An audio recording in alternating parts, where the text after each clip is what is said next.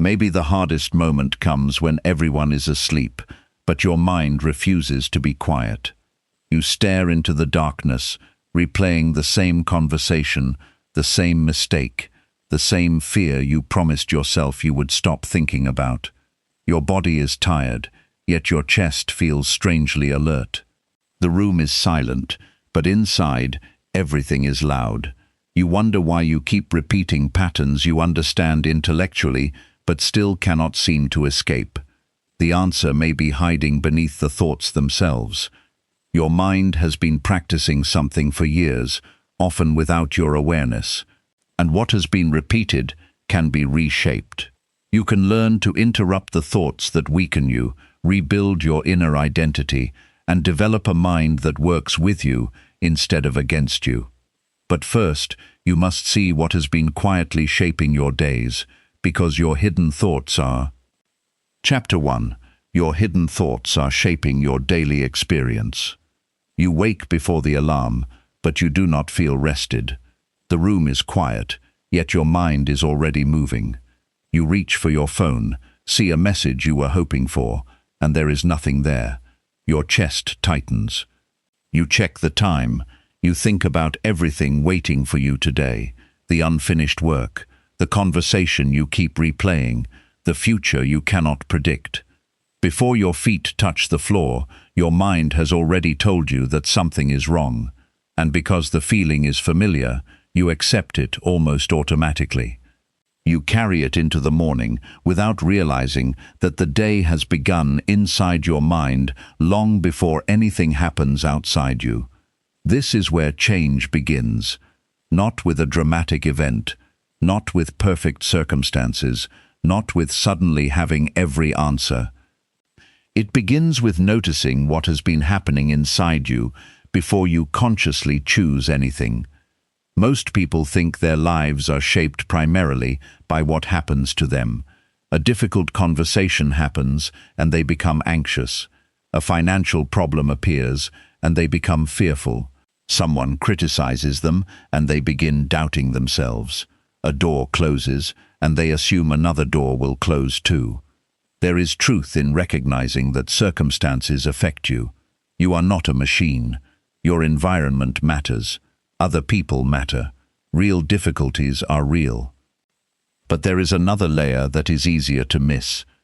Between what happens and how you respond, there is a pattern of interpretation. Your mind is constantly assigning meaning to what you experience. A delayed message can mean, "They are busy." Or it can mean, "They do not care about me." A mistake can mean, "I need to learn." Or it can mean, "I am not capable." A setback can mean, "This is temporary." Or it can mean, "Nothing ever works for me." The event may be identical. The internal experience is completely different. And when the same interpretation is repeated often enough, it begins to feel less like a thought and more like reality. This is one of the quiet ways your subconscious patterns influence your life. Your subconscious mind does not sit somewhere inside you making mystical decisions about your destiny. It is better understood as a vast collection of learned associations, emotional responses, habits, expectations, and automatic predictions built through experience. You have learned what to pay attention to. You have learned what to avoid. You have learned what feels safe. You have learned what feels threatening. You have learned certain stories about yourself. Some of those stories were formed when you were young. Some came from painful experiences. Some came from repeated criticism. Others came from comparison, disappointment, rejection, or years of telling yourself the same thing. And some were never examined at all. You simply inherited them from the people and environments around you. Perhaps you learned that success is difficult. Perhaps you learned that people cannot be trusted. Perhaps you learned that you have to struggle for everything. Perhaps you learned that you are always behind. Perhaps you learned that people like you do not get the life you secretly desire. A belief does not need to be spoken aloud to influence behavior. You can carry a belief silently for years. And then your behavior begins to organize itself around that belief. This is where the feedback loop begins. You expect rejection, so you become guarded. Because you are guarded, you may appear distant. Someone responds to that distance. You interpret their response as proof that people cannot be trusted. The belief becomes stronger. You expect failure, so you hesitate. Because you hesitate, you miss opportunities to practice. Because you have less practice, your performance may suffer. Then you say, "I knew I could not do it." The original belief has now received what feels like evidence. This is not magic. It is conditioning. Your brain is constantly trying to predict what will happen next. It uses previous experiences to help decide what deserves attention and what can be ignored. This is useful because you cannot consciously process every detail around you. But the same system can keep old patterns alive. If you repeatedly focus on danger, your attention becomes skilled at finding danger. If you repeatedly focus on inadequacy, your mind becomes skilled at finding evidence of inadequacy. If you repeatedly expect opportunity, you may become more likely to notice possibilities that fear would have hidden from you. Your attention is selective. That matters. Two people can walk through the same city, attend the same meeting, meet the same people, and leave with completely different impressions. One notices every insult. The other notices useful connections. One sees obstacles. The other sees problems that can be solved. Neither person necessarily sees the whole picture. Each is filtering experience through an existing mental framework.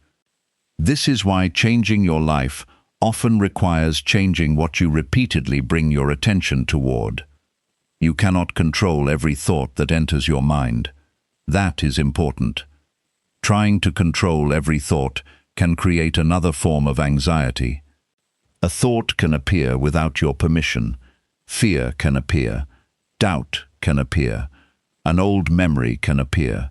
You do not need to fight every thought. Your responsibility is different.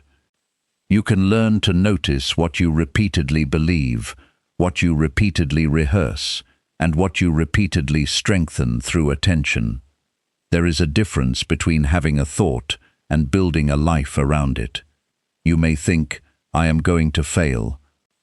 That thought does not automatically make failure inevitable, but if you repeat it every morning, rehearse it throughout the day, feel the fear attached to it, and make decisions as though it were already true, it can begin influencing your behavior in powerful ways.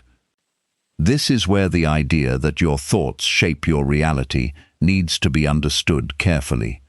Your thoughts do not give you supernatural control over every external event. You cannot think your way out of every hardship. You cannot guarantee a specific outcome simply by visualizing it. Life contains uncertainty. Other people have their own choices. Circumstances exist outside your control. But your repeated thoughts can influence your attention, emotions, choices, habits, persistence, and relationships. Those things influence the reality you experience, and over time, that influence can become significant. Your inner world does not have to control you, but it deserves your attention. There is a simple practice you can begin today. For the next few hours, stop trying to change your thoughts. Instead, observe them. Carry a small note on your phone or use a piece of paper. Whenever you notice a strong emotional reaction, pause and ask yourself one question. What did I just tell myself? Not, why am I like this? Not, what is wrong with me? Simply ask, what did I just tell myself? Suppose someone does not respond to you. You notice irritation. Pause. Maybe the hidden thought is, they are ignoring me. You feel anxious about work. Pause. Maybe the hidden thought is, if I make one mistake, everything will fall apart. You compare yourself to someone online. Pause. Maybe the hidden thought is, everyone is moving ahead except me. Write the sentence down. Do not argue with it. Do not judge it. You are collecting information. This practice is powerful because automatic thoughts are difficult to change while they remain invisible. You cannot work with a pattern you refuse to notice, and you may be surprised by what appears. The same sentences may return again and again. I am behind. I am not enough. I always mess things up. Something bad is going to happen. I have to prove myself. I cannot relax until everything is certain. These sentences can become so familiar that you mistake familiarity for truth. They are not necessarily facts. They are mental habits. Some may contain useful information, others may be outdated predictions. Your task is to learn the difference. There is another action you can take immediately. Choose one recurring thought that weakens you and write a more balanced alternative, not a fantasy, not a statement you cannot honestly believe, something grounded. If the old thought says, I always fail, your new statement might be, I have failed before, but I am capable of learning. If the old thought says, I am running out of time, you might replace it with, I can use today well without knowing everything about tomorrow. If the old thought says, nobody believes in me, you might say, I can begin by becoming someone I trust. The goal is not to lie to yourself. Your mind recognizes when a statement feels completely disconnected from your experience. The goal is to create a thought that is both truthful and more constructive. Then repeat it when the old pattern appears. Not once, repeatedly, because the mind learns through repetition. A single encouraging thought may feel weak when it is surrounded by years of criticism. That does not mean the new thought is ineffective. It means the old pathway has been practiced more often. Think about a path through a field. The path you have walked hundreds of times is easy to find. A new path is barely visible. If you walk it consistently, it becomes clearer. Your mind can work in a similar way. Repeated attention strengthens patterns. Repeated action reinforces identity. Repeated emotional responses become familiar, and familiar responses often become automatic. This is why you should not demand instant transformation from yourself. You are not trying to become a completely different person by tomorrow morning. You are beginning to interrupt an old pattern. That interruption matters. There is a moment between the automatic thought and the automatic response. At first, that moment may last only 1 second, 1 breath, 1 pause. But within that pause is something valuable: choice. You notice the thought. You notice the emotion. You recognize the old story, and instead of immediately obeying it, you ask whether it deserves to lead you. That question changes your relationship with your own mind. You are no longer treating every thought as an instruction. You are becoming the observer of the thought. This is a subtle shift, but it reaches deeper than positive thinking. You do not need to eliminate fear before taking courageous action. You need to stop allowing fear to make every decision. You do not need to eliminate doubt before believing in yourself. You need to stop treating doubt as a final verdict. You do not need certainty before moving forward. You need enough clarity to take the next honest step. This is where inner mastery becomes practical. Your mind may tell you to wait until you feel ready, but readiness often follows action. Your mind may tell you to protect yourself from every possible disappointment. But a life built entirely around protection becomes smaller. Your mind may tell you that your past predicts your future, but the past is evidence of what happened. It is not a complete description of what can happen next. This distinction is essential. You are allowed to learn from your past without worshipping it. You are allowed to remember pain without building your identity around pain. You are allowed to acknowledge your limitations without turning them into permanent definitions. And you are allowed to become unfamiliar to the version of yourself that once believed nothing could change. There is also a quieter dimension to this work.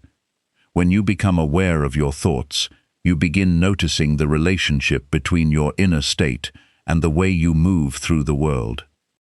When you feel constantly threatened, you may rush. When you feel secure, you may listen more carefully. When you believe you have no options, you may overlook possibilities.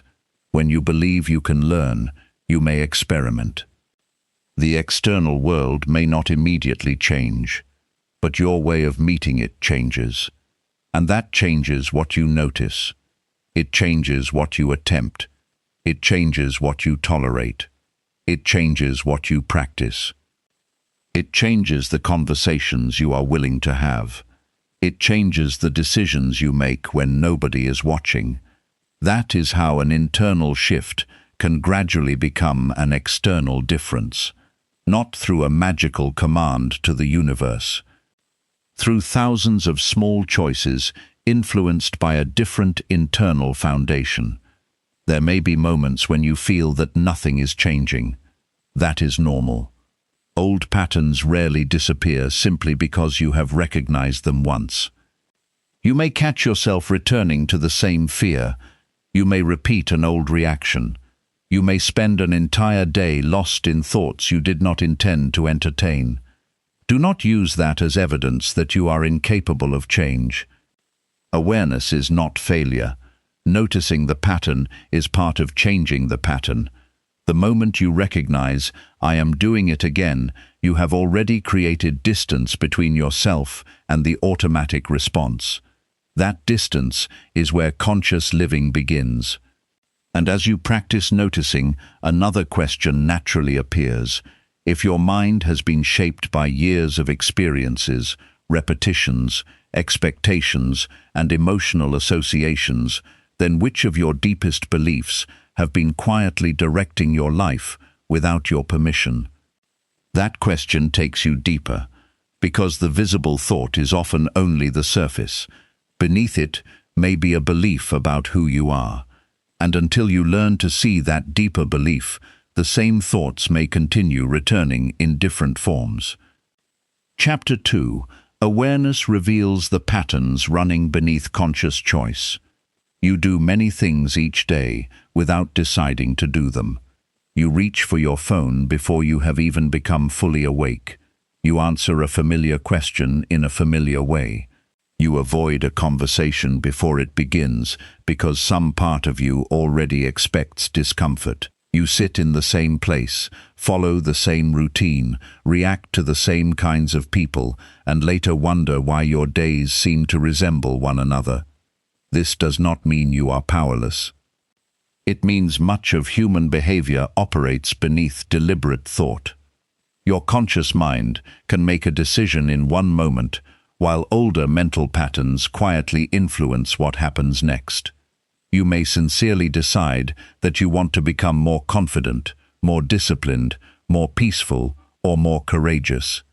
Yet when a familiar situation appears, an automatic response can arrive before your intention has time to speak. That response is often the result of learning. Over time, your nervous system becomes familiar with certain situations. Your brain begins making predictions. It recognizes cues associated with previous experiences and prepares you accordingly. A particular tone of voice may make you defensive. An unanswered message may create uneasiness. A difficult task may produce an urge to procrastinate. Standing in front of an unfamiliar opportunity may trigger hesitation. The reaction can feel immediate because much of the processing happens quickly. You do not consciously calculate every reason for avoiding something. You simply feel the urge to step away. This is why awareness is more than noticing whether you are thinking positively or negatively. Real awareness means becoming curious about the sequence that unfolds inside you. Something happens. You interpret it. an emotion appears. Your body responds, an impulse follows, you act, then your mind explains the action afterward. Once you begin observing this sequence, you start seeing patterns that were previously hidden by speed. Perhaps you notice that criticism makes you withdraw. Perhaps uncertainty makes you seek reassurance.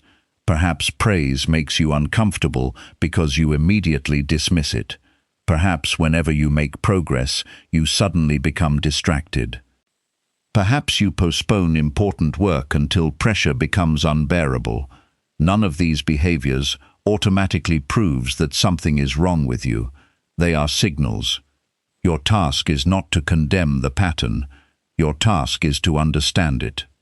There is a difference between judgment and awareness. Judgment says, I should not be like this. Awareness says, something inside me learned to respond this way. That second attitude creates room for investigation. Consider procrastination. On the surface, procrastination can look like laziness, but sometimes the deeper process is different. A task may carry an emotional meaning that has nothing to do with the task itself. If completing the task makes you feel exposed, you may delay it. If you believe your performance must be perfect, beginning may feel threatening. If success would bring greater responsibility, part of you may resist moving forward. If failure would confirm an old insecurity, avoiding the attempt can provide temporary relief. The behavior is visible, the emotional function is hidden, and that hidden function is often what needs to be understood. This is why simply forcing yourself to behave differently does not always produce lasting change. You can push against a behavior for a while, but if you never understand what maintains it, the pattern may return under stress. Awareness allows you to ask a better question. What is this behavior doing for me? Maybe it protects you from embarrassment. Maybe it gives you temporary comfort. Maybe it helps you avoid uncertainty. Maybe it allows you to postpone a decision you are afraid to make. The answer may not be pleasant, but truth is more useful than self-deception. Your mind develops shortcuts because shortcuts save energy. When you encounter a familiar circumstance, your brain does not need to construct a completely new response from the beginning. It can draw from previous learning. This is efficient. It is also imperfect. A strategy that once protected you may become unnecessary later. A child who learned to stay silent in order to avoid conflict may become an adult who struggles to express honest needs. Someone who was rewarded only for achievement may eventually feel guilty while resting. Someone who experienced unpredictable approval may become excessively attentive to other people's moods. Someone who was repeatedly compared with others may begin measuring personal worth through competition. The original environment is gone. The pattern remains. That is one of the strangest things about the mind. Your present circumstances can change while your internal predictions continue operating according to an older map. You may now have choices you did not have before. Yet part of you may still behave as though the old limitations are permanent. Awareness gives you a chance to update that map. Begin paying attention to moments when your reaction seems larger than the situation. A small comment produces an unusually strong emotional response. A minor inconvenience ruins your entire mood. A simple request feels like rejection. A small mistake becomes proof that you are incompetent. These moments deserve attention, not because every strong emotion is irrational, but because intensity can reveal meaning. Ask yourself, what does this situation represent to me? That question can uncover layers beneath the obvious event. Perhaps the mistake is not merely a mistake. Perhaps it touches your fear of being judged. Perhaps the silence is not merely silence. Perhaps it activates an old fear of being forgotten. Perhaps the disagreement is not simply disagreement. Perhaps your mind interprets disagreement as loss of connection. Once you understand the meaning, the reaction becomes easier to work with. You can then separate what is happening now from what happened before.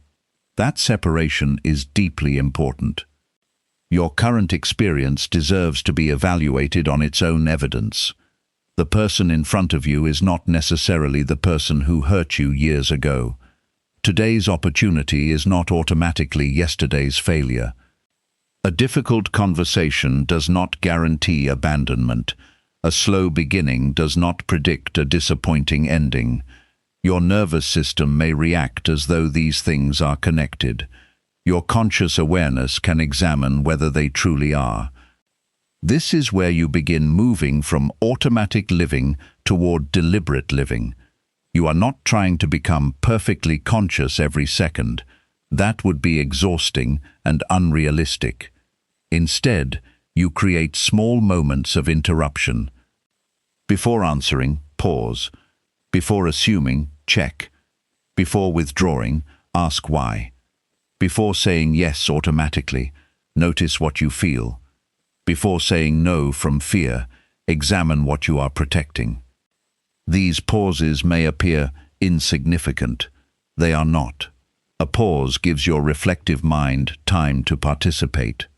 Without a pause, the oldest familiar response often gets the first opportunity. With a pause, alternatives become visible. You might discover that you do not actually need to defend yourself. You might recognize that you are tired rather than unmotivated. You might realize that you are seeking certainty where only patience is available.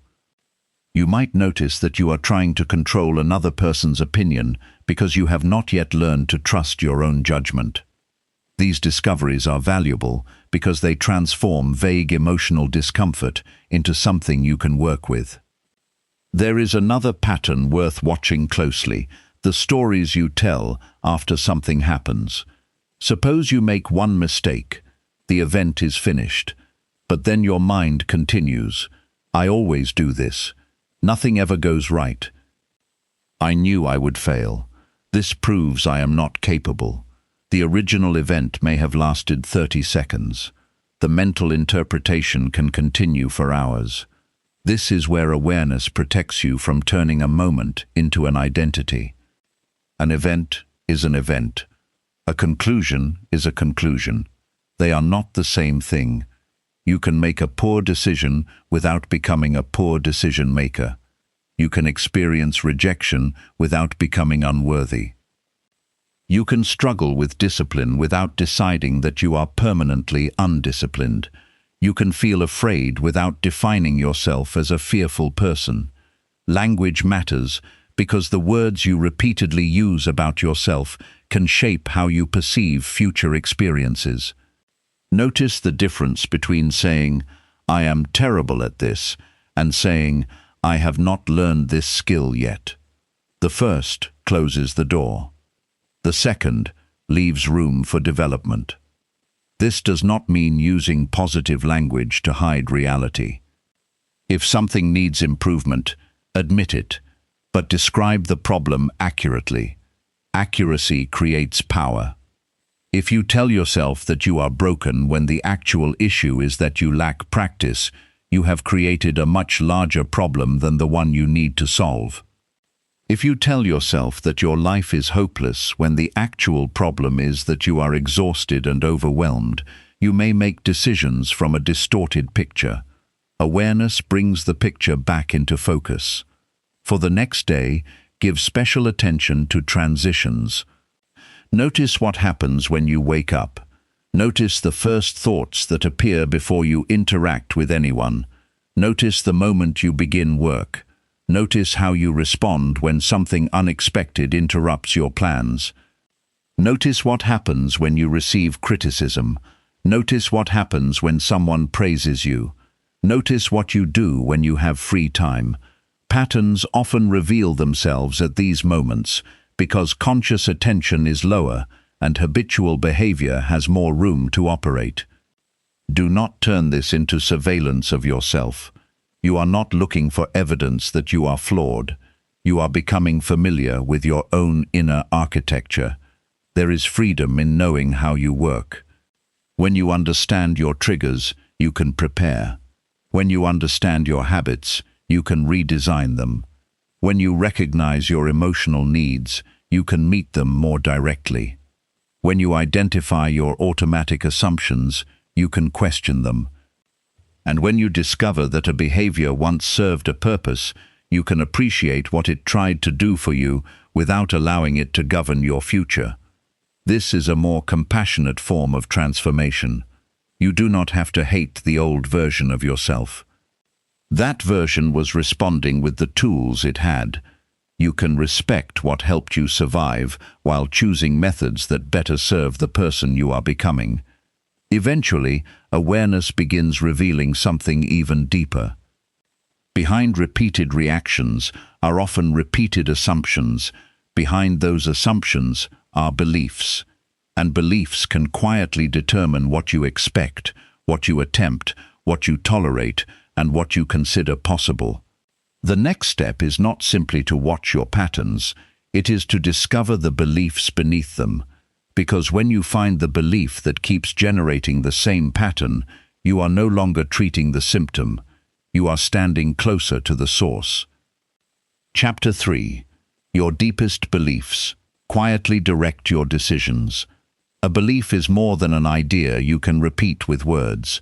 It is an expectation about life that has become familiar enough to influence the way you move through it. You may never consciously say, "I believe I am not capable," yet you may hesitate whenever an important opportunity appears.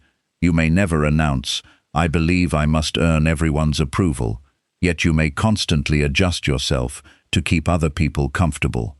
You may never declare, "I believe there will never be enough," yet you may feel uneasy whenever you spend money, rest, or step away from constant productivity. Beliefs often speak through behavior before they speak through language. They shape the decisions you make when nobody is watching. They influence what you consider reasonable. They determine which risks feel acceptable and which ones feel dangerous. And because these influences can operate quietly, you may mistake them for personality. You might say, "That's just how I am." But sometimes what feels like personality is simply a belief that has been practiced for a very long time. A belief begins forming through experience. You encounter something, you give it meaning, you experience an emotional response. You remember the outcome. Then your mind uses that experience to form expectations about what may happen again. One disappointing relationship can create caution. Repeated disappointment can create a broader expectation. Eventually, you may stop thinking, "That person hurt me." Instead, something deeper begins saying, "People cannot be trusted." That is a very different statement. The first describes an event. The second describes a worldview. And once a worldview becomes established, it can influence how you interpret everything that follows. You may meet someone kind and still search for the hidden motive. You may receive genuine support and wonder what the person wants in return. You may find yourself waiting for the moment when the good experience ends. Your belief has become a lens. The world has not necessarily changed. Your interpretation of the world has. This is why beliefs can be so powerful. They influence perception before conscious reasoning has finished its work. If you believe you are capable of learning, a difficult task may look like a challenge. If you believe ability is fixed, the same task may look like a threat to your identity. If you believe mistakes are part of growth, failure gives you information. If you believe mistakes expose your worthlessness, failure becomes something you must avoid. The difference is not merely intellectual. It changes behavior, and behavior produces consequences. This creates a subtle relationship between belief and experience. Your belief influences your expectations. Your expectations influence your actions. Your actions influence your circumstances. Your circumstances then provide new experiences that may appear to confirm the original belief. Consider someone who believes they are socially awkward. They enter a room expecting to feel uncomfortable. Because they expect discomfort, their body becomes tense. Because they are tense, they speak less naturally. Because they speak less naturally, they may struggle to connect. They leave thinking, "See, I really am bad with people." The conclusion feels objective, but the original belief helped shape the conditions surrounding the experience. This does not mean every outcome is created by belief. Life is far more complicated than that. Other people have personalities. Circumstances matter. Opportunity matters. Luck matters. Social conditions matter. But your internal assumptions can influence the portion of reality that is within your participation. That is the part worth examining. One of the deepest beliefs many people carry concerns their own worth. Perhaps somewhere along the way, you learned that being valuable meant being productive, so you work harder. Then you accomplish something. For a moment, you feel worthy, but the feeling fades. So you achieve again, then again. The problem is not ambition. Ambition can be beautiful. The problem appears when achievement becomes the only evidence you allow yourself that you matter. Rest begins to feel like weakness. Slowing down creates guilt. Another person's success feels threatening. Your own accomplishments become ordinary almost immediately. You keep moving because standing still would force you to confront the belief underneath the movement. I am only enough when I am achieving. That belief can direct an entire life. Another person may carry the belief that love must be earned. They become extremely accommodating. They say yes when they want to say no. They suppress disappointment. They anticipate other people's needs. They become excellent at avoiding conflict. From the outside, they may appear generous and emotionally mature. Inside, they may be exhausted. The hidden belief is making decisions on their behalf. The person is not choosing freely. They are choosing according to an internal rule. This is why you must learn to distinguish values from fear-based beliefs. Kindness is a value. Abandoning yourself to prevent someone else's disappointment is a pattern. Responsibility is a value. Believing you must control everything to feel safe is a burden. Discipline is valuable. Punishing yourself whenever you fall short is something else entirely. The outer behavior can look similar. The inner motivation is different. This distinction changes everything. Ask yourself what you are trying to prove through your decisions. Are you pursuing this goal because it matters deeply to you? Or because you need evidence that you are worthy? Are you staying in this situation because it reflects your values? Or because leaving would force you to face uncertainty? Are you working toward financial stability because you want freedom? Or because you believe having more money will finally make you feel secure enough to relax? These questions are uncomfortable because they move beneath the surface. But discomfort is not always a warning. Sometimes discomfort means you have reached a truth that your old identity preferred to avoid. There is another kind of belief that quietly shapes your choices, beliefs about what is possible for you. You may see another person succeed and admire them. Yet somewhere inside, you may think, that could never be me. You may not even know where the thought came from. Perhaps your family emphasized security. Perhaps people around you repeatedly spoke about how difficult life is. Perhaps you experienced early failures. Perhaps you compared yourself with people who seemed to have advantages you did not possess. Eventually, the mind can turn circumstances into conclusions. I struggled before becomes I always struggle. I do not know how to do this becomes I am incapable. It has not happened yet becomes it will never happen. These are not equivalent statements. One describes the present, the other predicts the future. Your mind often prefers certainty, even negative certainty, over uncertainty. I will never succeed can feel strangely safer than I do not know what will happen.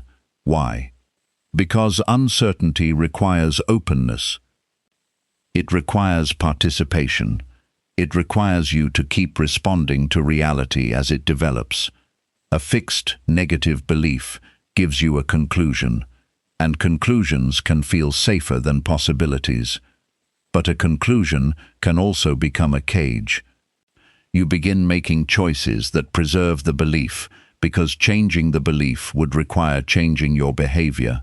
This is why your deepest beliefs deserve examination before you attempt to radically change your circumstances. You do not need to search for every belief you have ever formed. Begin with the areas where you repeatedly experience the same result: relationships, money, work, confidence, health habits, creativity, boundaries. Purpose. Look for the recurring outcome, then ask what assumption might be supporting it. If you repeatedly abandon your goals after a few difficult weeks, perhaps the deeper belief is that progress should feel easy. If you constantly seek reassurance, perhaps you believe your own judgment cannot be trusted. If you refuse opportunities unless you can guarantee success, perhaps you believe mistakes are unacceptable. If you constantly compare yourself with others, perhaps you believe your worth is measured externally. The goal is not to immediately replace every uncomfortable belief with an optimistic statement. First, investigate. Where did this belief come from? When does it become strongest? What behavior does it produce? What does it prevent you from doing? What would change if you no longer accepted it as absolute truth? That last question can reveal more than you expect. Suppose you believe, "I am too late." Ask what happens if that belief is not entirely true. Perhaps you would begin learning the skill you postponed. Perhaps you would stop comparing your timeline with someone else's. Perhaps you would use the next year differently. The belief may have been costing you more than you realized. Now consider another statement. I need everyone to approve of me. If that belief weakened, you might finally say what you actually think. You might decline invitations without guilt. You might pursue work that feels meaningful rather than impressive. You might tolerate misunderstanding without immediately trying to correct everyone's perception of you. Your external life could begin changing because your internal rules had changed. This is the practical meaning of transforming belief. You are not attempting to control reality with thought. You are changing the assumptions that influence how you participate in reality. And there is an important distinction here. A healthier belief should not become another rigid rule. You do not need to replace "I always fail" with "I will always succeed." That simply moves from one extreme to another. A more grounded belief might be, "I can respond intelligently even when things do not go according to plan." That statement does not promise a perfect future. It gives you something more useful: agency.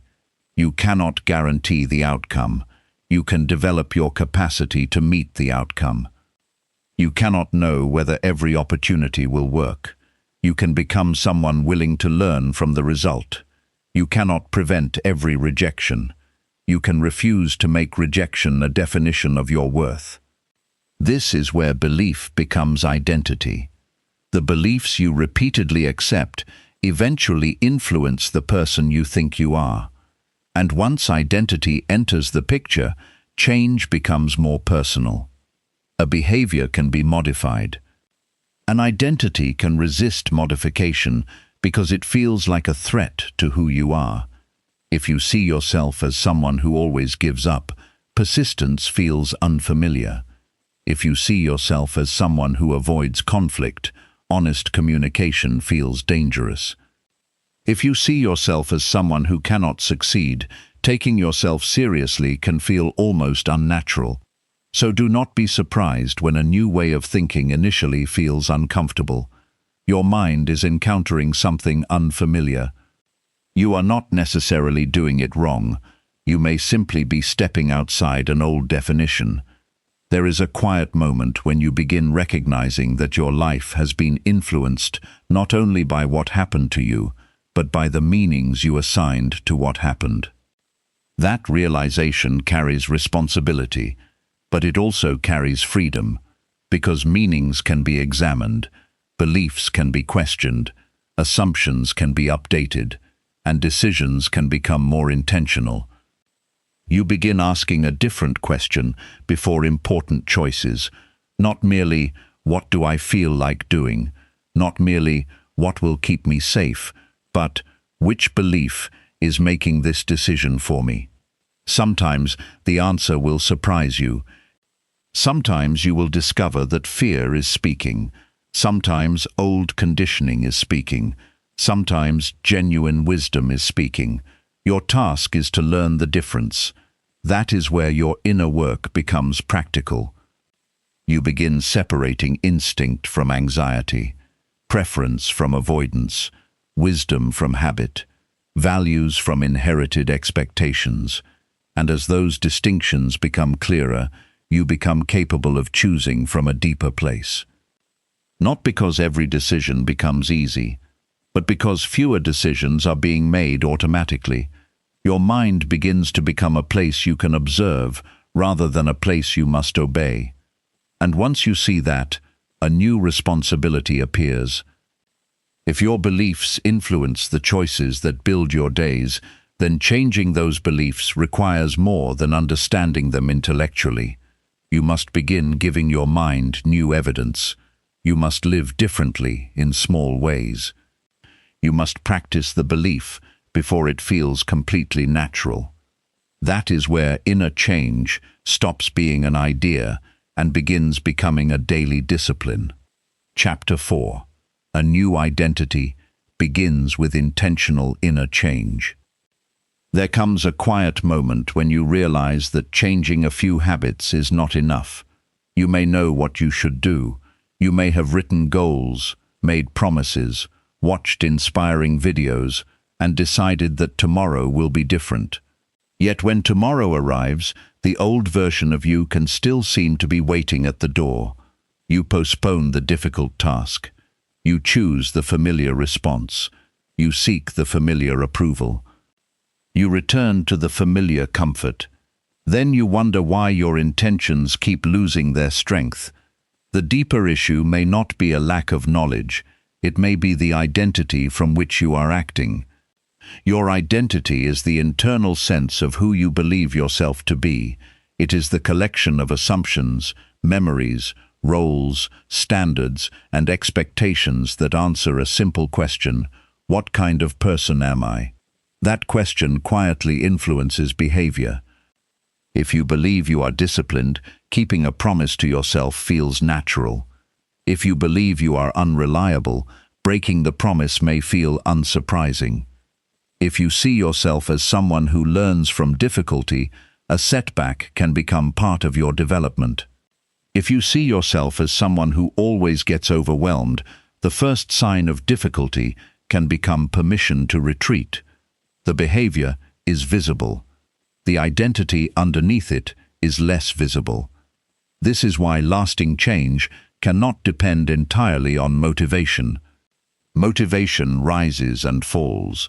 Identity provides continuity. When you act only because you feel inspired, difficult days can easily interrupt your progress. But when your actions begin expressing the person you believe you are becoming, consistency becomes less dependent on emotion. You do not need to feel powerful every morning. You need a reason to honor your chosen direction even when the emotional excitement disappears. This does not mean inventing a false personality. You are not pretending to be someone you are not. You are deliberately developing qualities that already have the potential to exist within you. There is a difference between pretending and practicing. Pretending says, I am already completely confident. Practice says, I am learning to act with courage, even when confidence is incomplete. Pretending says, nothing can disturb me. Practice says, I can experience difficult emotions without allowing them to dictate every decision. Pretending says, I never fail. Practice says, I can recover when something goes wrong. The second approach is stronger because it does not require you to deny reality. Your new identity must be believable enough to inhabit. Start with the qualities you want to strengthen. Perhaps you want to become more disciplined. Do not begin by demanding that you suddenly become perfectly organized. Ask what a disciplined person would do in the next 10 minutes. Perhaps they would put the phone away. Perhaps they would complete one small task before seeking entertainment. Perhaps they would keep one simple promise. That action may appear ordinary, but identity is often built through ordinary actions repeated consistently. Every time you act according to a chosen quality, you provide yourself with evidence. You tell your mind, through behavior, this is becoming part of who I am. The evidence matters, because identity is not formed through words alone. You can repeat affirmations for hours, but if your daily behavior constantly contradicts them, the contradiction becomes difficult to ignore. If you tell yourself you trust your judgment while repeatedly asking everyone else to make your decisions, the deeper pattern remains unchanged. If you tell yourself you value your time while giving every interruption immediate access to you, your behavior communicates another message. Your actions are constantly teaching you who you are. This gives you an extraordinary opportunity. You can begin teaching yourself something new, not through grand gestures, through small acts of alignment. If you want to become someone who respects their own boundaries, practice saying no to one unnecessary request. If you want to become someone who finishes what they begin, complete a modest task before starting another. If you want to become someone who speaks honestly, express one truth without disguising it to gain approval. If you want to become someone who lives with greater calm, create a short period each day without constant stimulation. Each action is a vote. One vote does not determine an identity. Repeated votes create a pattern, and patterns eventually become familiar. This is where intentional inner change becomes more powerful than external performance. You stop asking, how can I look like the person I want to become? You begin asking, what would that person consistently practice? That question removes much of the pressure. You do not need to impress anyone. You need to become trustworthy to yourself. Self-trust is built when your actions and intentions begin moving in the same direction. If you promise yourself that you will work for 30 minutes and then consistently honor that promise, something changes internally. You begin believing your own word. If you repeatedly tell yourself you will rest, but continue working until exhaustion, your mind learns that your stated needs can be ignored. If you repeatedly decide to stop feeding a destructive habit and then immediately return to it, your confidence in your own decisions can weaken. The answer is not shame. The answer is to make smaller promises that you can actually keep. This is an important principle. Your identity grows from credible evidence. Do not make commitments so extreme that failure becomes almost inevitable. Choose something small enough to complete and meaningful enough to matter. 10 minutes of focused work, one honest conversation, one healthy boundary, one evening without unnecessary distraction, one decision made without seeking approval. Small does not mean insignificant.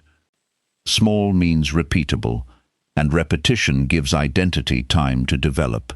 There is another obstacle you may encounter. When you begin changing, people around you may respond to the old version of you. They may expect you to behave as you always have, If you have always been available, a new boundary may surprise them. If you have always stayed quiet, speaking honestly may change the dynamics of a relationship.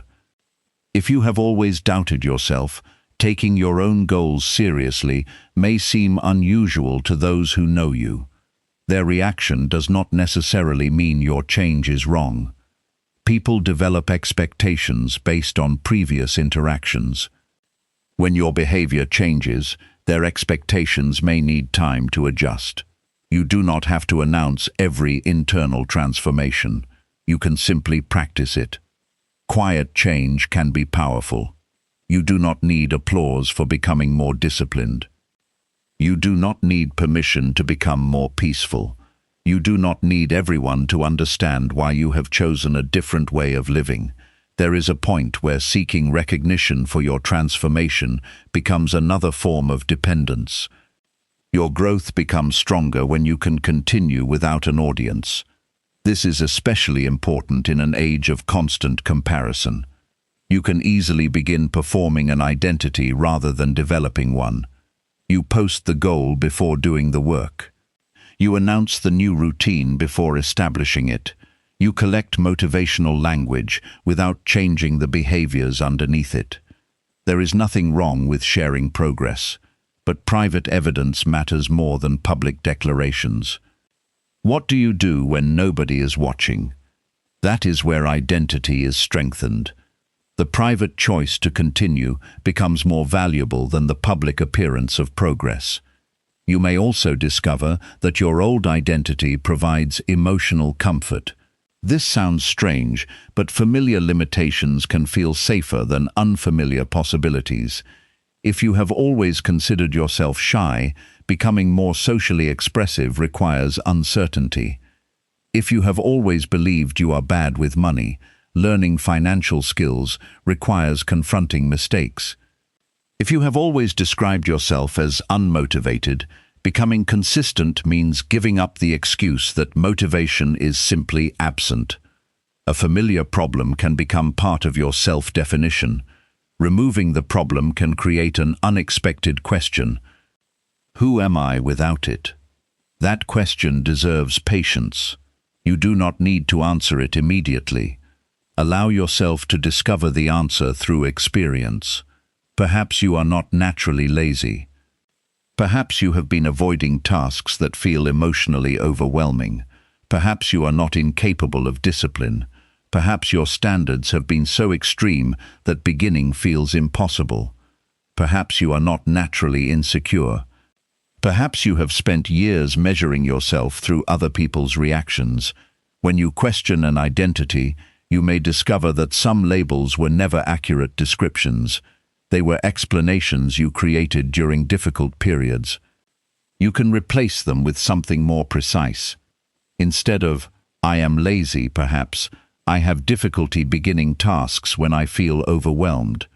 Instead of, "I am weak," perhaps, "I am learning to tolerate discomfort without escaping." Instead of, "I am unlucky," perhaps, "I have experienced setbacks and I am still learning how to respond to them." Precise language gives you room to act. A permanent label removes that room. This is also where spirituality can be approached in a grounded way. Many traditions speak about awakening, alignment, inner transformation, or becoming conscious of the self. These ideas can be useful when understood as invitations to examine your inner life rather than promises of supernatural control. You are not required to believe that every thought magically creates an external event. You can simply recognize that your inner orientation affects the way you meet life. A mind trained toward fear behaves differently from a mind trained toward curiosity. A person committed to self-respect behaves differently from someone desperate for approval. A person who accepts uncertainty makes different decisions from someone who demands guarantees. Your inner world becomes meaningful through the way it shapes your participation in the outer world. This is why identity change should be connected to action. Choose one quality, not 10. Choose patience, courage, discipline, honesty, or self-respect. Then find one daily behavior that expresses it. If you choose courage, have the conversation you have been postponing. If you choose discipline, complete the task before rewarding yourself. If you choose self-respect, stop participating in something that repeatedly violates your values. If you choose patience, allow one unresolved situation to remain unresolved without constantly checking for an answer. You are giving the identity a physical form. Over time, the behavior becomes less foreign. Then, another behavior becomes possible. And another. Eventually, you may notice that you are making decisions differently without having to debate every choice internally. That is an important sign of integration. The goal is not to construct a perfect version of yourself. Perfection is another trap. The goal is to become more intentional about the person you are repeatedly practicing being. You will still have difficult days. You will still make poor choices. You will still experience fear. You will still lose patience. None of that cancels the transformation. A mature identity has room for imperfection. You can be a disciplined person who occasionally procrastinates. You can be a confident person who sometimes feels uncertain. You can be a peaceful person who becomes angry. You can be a courageous person who feels afraid. Identity is not the absence of unwanted experiences. It is the pattern of how you respond to them. And as you begin living from a chosen identity, something else becomes important. Your emotional state will not always cooperate with your intentions. There will be days when fear becomes loud. There will be moments when impatience demands immediate results. There will be times when doubt tells you that your efforts are pointless. Your new identity must learn how to remain steady during those moments. Because the deepest transformation is not proven when everything feels easy. It is revealed when your inner world becomes unsettled and you still choose according to what matters. That is where the next layer of mastery begins. You have chosen who you want to become. Now you must learn how to carry that identity through the changing weather of your emotions. Chapter 5. Repetition trains your mind toward different possibilities. There is a reason a new habit can feel strangely uncomfortable in the beginning. You decide to wake earlier, and the first few mornings feel unnatural. You decide to write every day, and sitting in front of the blank page feels difficult.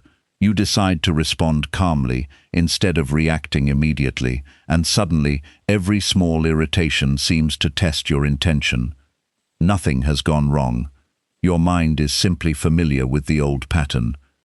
You have spent years repeating certain ways of thinking, feeling, speaking, and behaving. Those repetitions have made some responses easier to access than others. When you introduce something new, you are asking your mind to travel in a direction it has not practiced as much. This is why repetition matters, not because repeating a phrase automatically changes reality, but because repeated attention and behavior can strengthen habits, expectations, and mental associations. Your brain is constantly adapting to what you repeatedly do. When you practice a skill, the skill becomes easier. When you repeatedly return to a particular thought, that thought may become easier to retrieve. When you consistently respond to stress with the same behavior, that response can become increasingly automatic. The same principle can work in your favor. You can practice a new response. You can strengthen a different habit. You can repeatedly direct attention towards something constructive. You can train yourself to pause before reacting. You can become more familiar with possibility than with defeat. The transformation begins quietly. At first, the new behavior may feel artificial. That feeling does not mean it is false. It means it is unfamiliar. Think about learning a new language. In the beginning, you translate every sentence in your head. The words require effort. You hesitate, you make mistakes. Months later, familiar phrases can appear without deliberate translation. Practice changed the relationship between you and the skill. Mental habits can develop in a similar way. Suppose you have spent years responding to problems by immediately assuming the worst. A different response might be, what do I actually know? What am I assuming? What is one thing I can do? Those questions may initially require effort. Eventually, they can become part of your natural response. This is the practical side of retraining your mind. You are not trying to force yourself into permanent optimism. You are developing better mental options. That distinction matters. If your car makes a strange sound, pretending everything is fine is not useful. If a relationship is genuinely unhealthy, repeating positive statements will not remove the problem. If you have made a serious mistake, telling yourself that nothing matters may prevent you from learning from it. Constructive thinking does not mean denying reality. It means approaching reality with a mind capable of finding accurate and useful responses. This requires repetition because one new thought rarely outweighs years of established habit. Your old response may arrive automatically. You may notice yourself returning to it. That is expected. The important moment comes when you notice the return and practice something different. Every repetition becomes another opportunity to strengthen the alternative. Consider a person who wants to become less reactive. The old pattern is immediate anger. Someone interrupts them. Their body tightens. Their mind produces a judgment. They speak sharply. Later, they regret it. Now they introduce a small ritual. When irritation appears, they take one slow breath before speaking. That breath does not solve the relationship. It does not guarantee a peaceful conversation, but it creates a fraction of space. With enough practice, that space can become easier to access. Then the person may begin choosing words more carefully. Over time, the response changes. The transformation came from repetition. One breath was not extraordinary. The consistency was. This is how you should approach mental training. Do not look for one perfect exercise that changes everything. Look for a small practice that you can repeat when life is ordinary. Your daily environment is already training you. The question is what it is training. Every time you check your phone during discomfort, you may be reinforcing the habit of escaping stillness. Every time you immediately seek reassurance when uncertainty appears, you may be strengthening dependence on external confirmation. Every time you delay a meaningful task until anxiety forces you to begin, you may be teaching your brain that pressure is necessary for action. These patterns are not moral failures. They are learned responses, and learned responses can be modified. You can begin by choosing one mental behavior to practice for a week. For example, whenever you catch yourself predicting a negative outcome, replace the prediction with a question. Instead of, "This is going to go badly," ask, "What evidence do I have right now?" Instead of, "I cannot handle this," ask, "What part of this can I handle first?" Instead of, "Nothing will change," ask, "What small change is available today?" The purpose is not to manufacture certainty. It is to interrupt automatic conclusions. You are teaching your mind to investigate before declaring. That is a powerful habit. Another practice involves mental rehearsal. Before an important situation, spend a few quiet minutes considering how you want to behave. If you have a difficult conversation, rehearse listening without interrupting. If you have a presentation, rehearse speaking slowly. If you are entering a stressful environment, rehearse remaining grounded when someone becomes difficult. The point is not to predict every detail.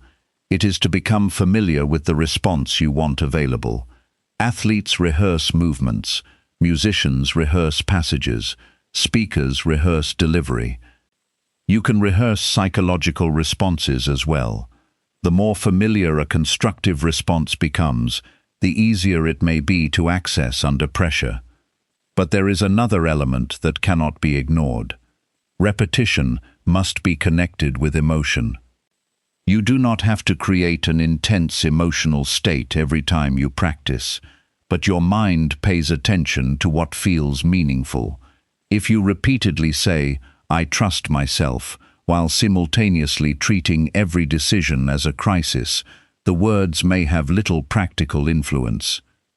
Instead, give the belief behavioral evidence. Make one small decision without asking 5 people what they think. Keep one promise you made privately. Finish something you said you would finish. Then notice the internal experience.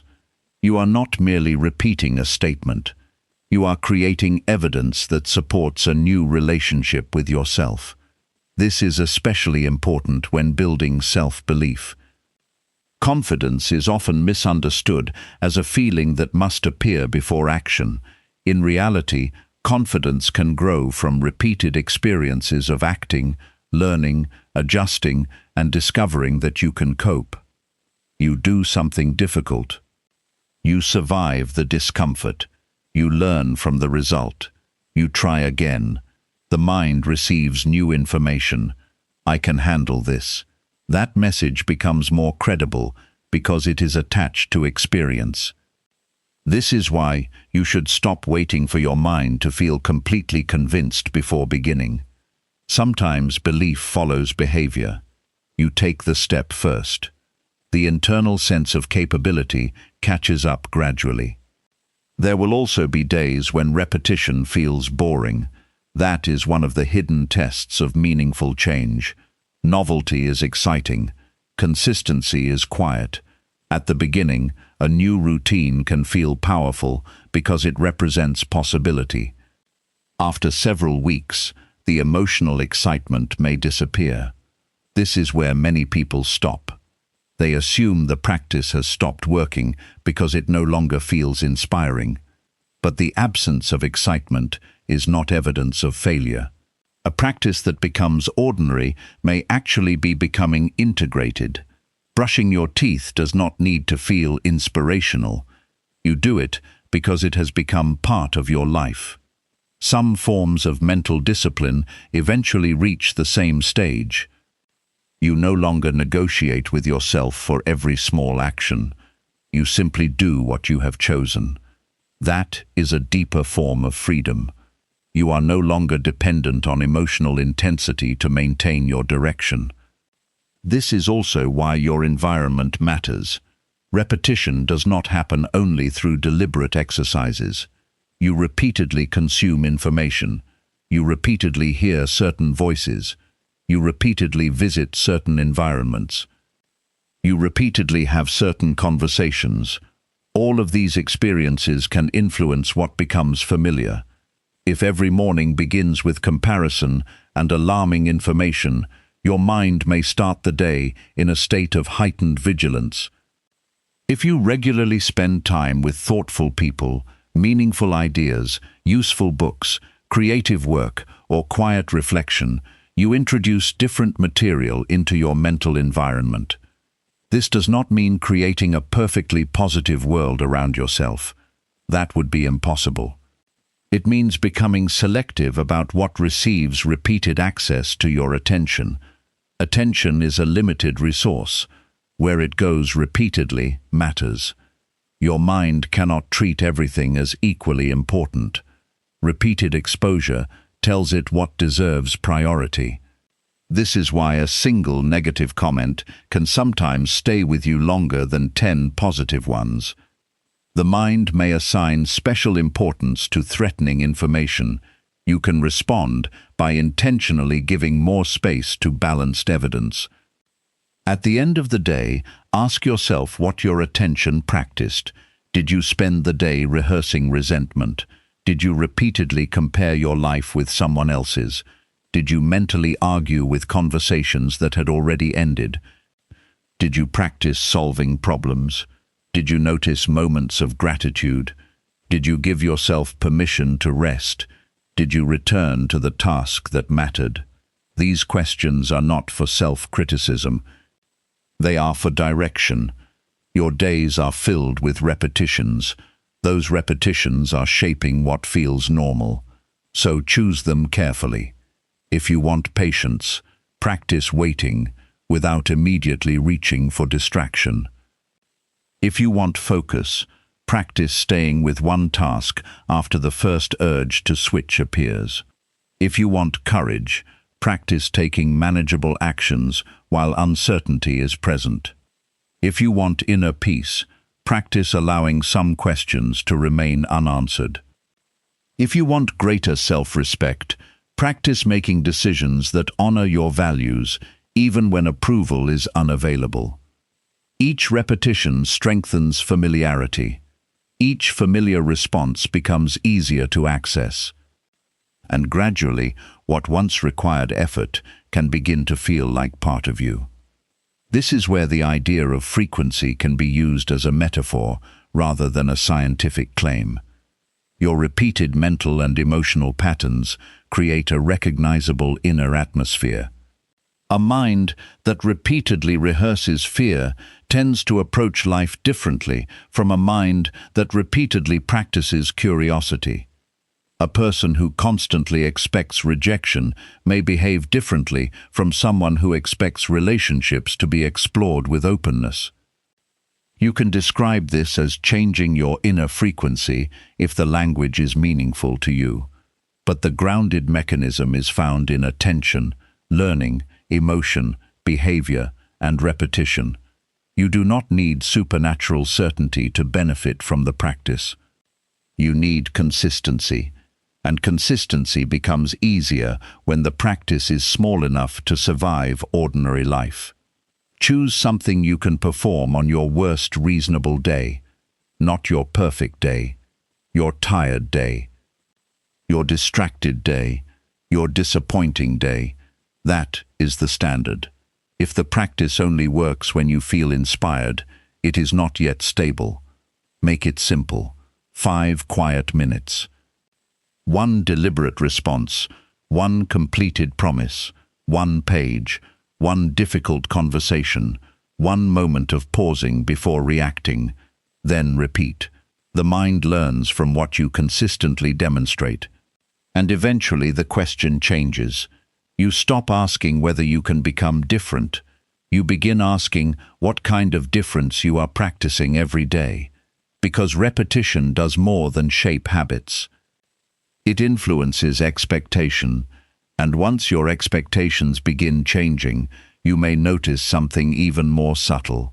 The emotional patterns attached to your old beliefs can remain long after your conscious mind has decided to move forward. That is where the next layer begins. Your thoughts may be changing. Your actions may be changing. But what happens when your emotions still remember the old reality? Chapter 6. Your emotions reveal what your beliefs still expect. There are moments when your mind says one thing and your body seems to believe another.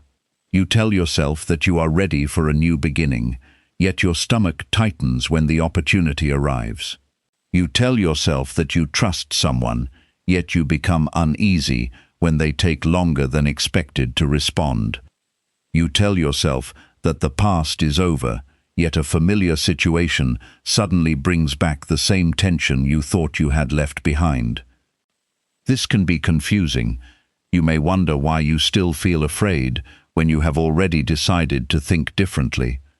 The answer is that intellectual understanding and emotional learning do not always change at the same speed. You can consciously adopt a new belief while your emotional system continues operating according to older expectations. That does not mean your new belief is fake. It means your deeper learning needs time and experience. Your emotions are not simply obstacles standing between you and the life you want. They carry information about what your mind and body have learned to expect. Fear often contains a prediction. Anger can contain a sense of violation. Shame can contain a belief that something about you is unacceptable. Anxiety can contain an expectation that something uncertain must be controlled. Sadness can reveal attachment to something meaningful that has been lost or changed. The emotion itself is not always the complete truth, but it can point toward a truth worth examining. Suppose you receive unexpected criticism. Your immediate reaction is anger. You may think the anger is only about the person's words, but perhaps something deeper has been touched. Maybe criticism feels like humiliation. Maybe being corrected reminds you of earlier experiences when mistakes were treated harshly. Maybe you have built your identity around being competent, so an error feels like a threat to your sense of worth. The present event activates an older meaning. This is why emotional reactions can sometimes seem larger than the situation. Your body does not know the entire story. It responds to patterns. A familiar signal can produce a familiar response. This is not evidence that you are broken. It is evidence that your experiences have left traces. Your emotional system is designed partly to prepare you for what might happen next. If your brain predicts danger, your body can become more alert. Your heart may beat faster. Your muscles may tighten. Your attention narrows. You become ready to act. This response can be useful when danger is real, but the same system can react to social rejection, uncertainty, memories, or imagined outcomes. Your body can respond to a prediction before the prediction has been proven. That is why anxiety can feel convincing. The physical sensation is real. The predicted threat may not be. Learning to separate those two things is a major step toward emotional maturity. You can say, "My body is experiencing fear." That is different from saying, "Something terrible is definitely about to happen." The first statement describes an experience. The second makes a prediction. You do not have to obey every prediction your emotions produce. You can listen without surrendering your judgment. This becomes especially important when you are trying to create change. A new direction often creates unfamiliar emotional territory.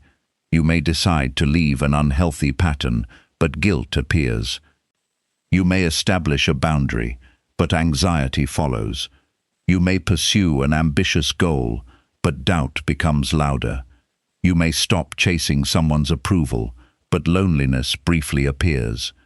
These feelings can tempt you to return to what is familiar. Not because the old situation was better, because it was known. The nervous system often prefers familiarity over uncertainty. Familiar pain can sometimes feel safer than unfamiliar freedom. That is why emotional discomfort does not automatically mean you are making the wrong choice. Sometimes discomfort is the price of learning a new way to respond. Consider someone who has spent years pleasing everyone around them. They finally decide to protect their time. They decline a request. Immediately, guilt appears. They may think, "I am being selfish," but perhaps the guilt is not evidence of selfishness. Perhaps it is evidence that self-sacrifice has become deeply associated with being a good person. The emotion is revealing an old rule. The new behavior is challenging it. The answer is not to attack the guilt. The answer is to examine it. Ask, what does this feeling believe will happen if I continue? Maybe it expects rejection. Maybe it expects conflict. Maybe it expects people to stop loving you. Now you have something specific to work with. You are no longer dealing with a vague sensation. You have identified a prediction, and predictions can be tested against reality. This is one of the healthiest ways to work with difficult emotions. Do not ask yourself to stop feeling. Ask yourself what the feeling is anticipating. Anxiety might say, "If I cannot control this, everything will fall apart." Ask whether that has actually been true. Jealousy might say, "If someone succeeds, there will be less available for me." Ask whether another person's progress truly reduces your possibilities. Shame might say, if people see my weakness, I will lose their respect. Ask whether honest vulnerability always produces rejection. Fear might say, if I fail, I will not recover. Ask whether your history really supports such certainty. You are bringing examination into an emotional process. That creates flexibility. Your emotional world can become a source of information rather than a prison. There is another important distinction. An emotion deserves acknowledgement, even when its interpretation is inaccurate. You do not need to shame yourself for feeling something. If you feel anxious, acknowledge the anxiety. If you feel angry, acknowledge the anger. If you feel disappointed, acknowledge the disappointment. Suppression often creates another layer of struggle. You feel something, then you judge yourself for feeling it. Now you have the original emotion plus resistance. The inner conflict becomes stronger. A calmer approach is to allow the emotion to exist while remaining curious about it. You can feel anger without becoming aggressive. You can feel fear without retreating. You can feel sadness without deciding that your future will always be painful. You can feel uncertainty without demanding an immediate answer. This is emotional strength, not emotional numbness. There is a quiet power in being able to say, "This is what I am feeling, and I do not have to turn this feeling into a command." That sentence changes the relationship between emotion and action. Your feelings can become signals. They do not have to become orders. This is particularly important when practicing manifestation or spiritual disciplines. It can be tempting to believe that negative emotions will somehow ruin your future or attract unwanted circumstances. That belief can create unnecessary fear. You are a human being. Fear, sadness, frustration, and doubt will naturally appear.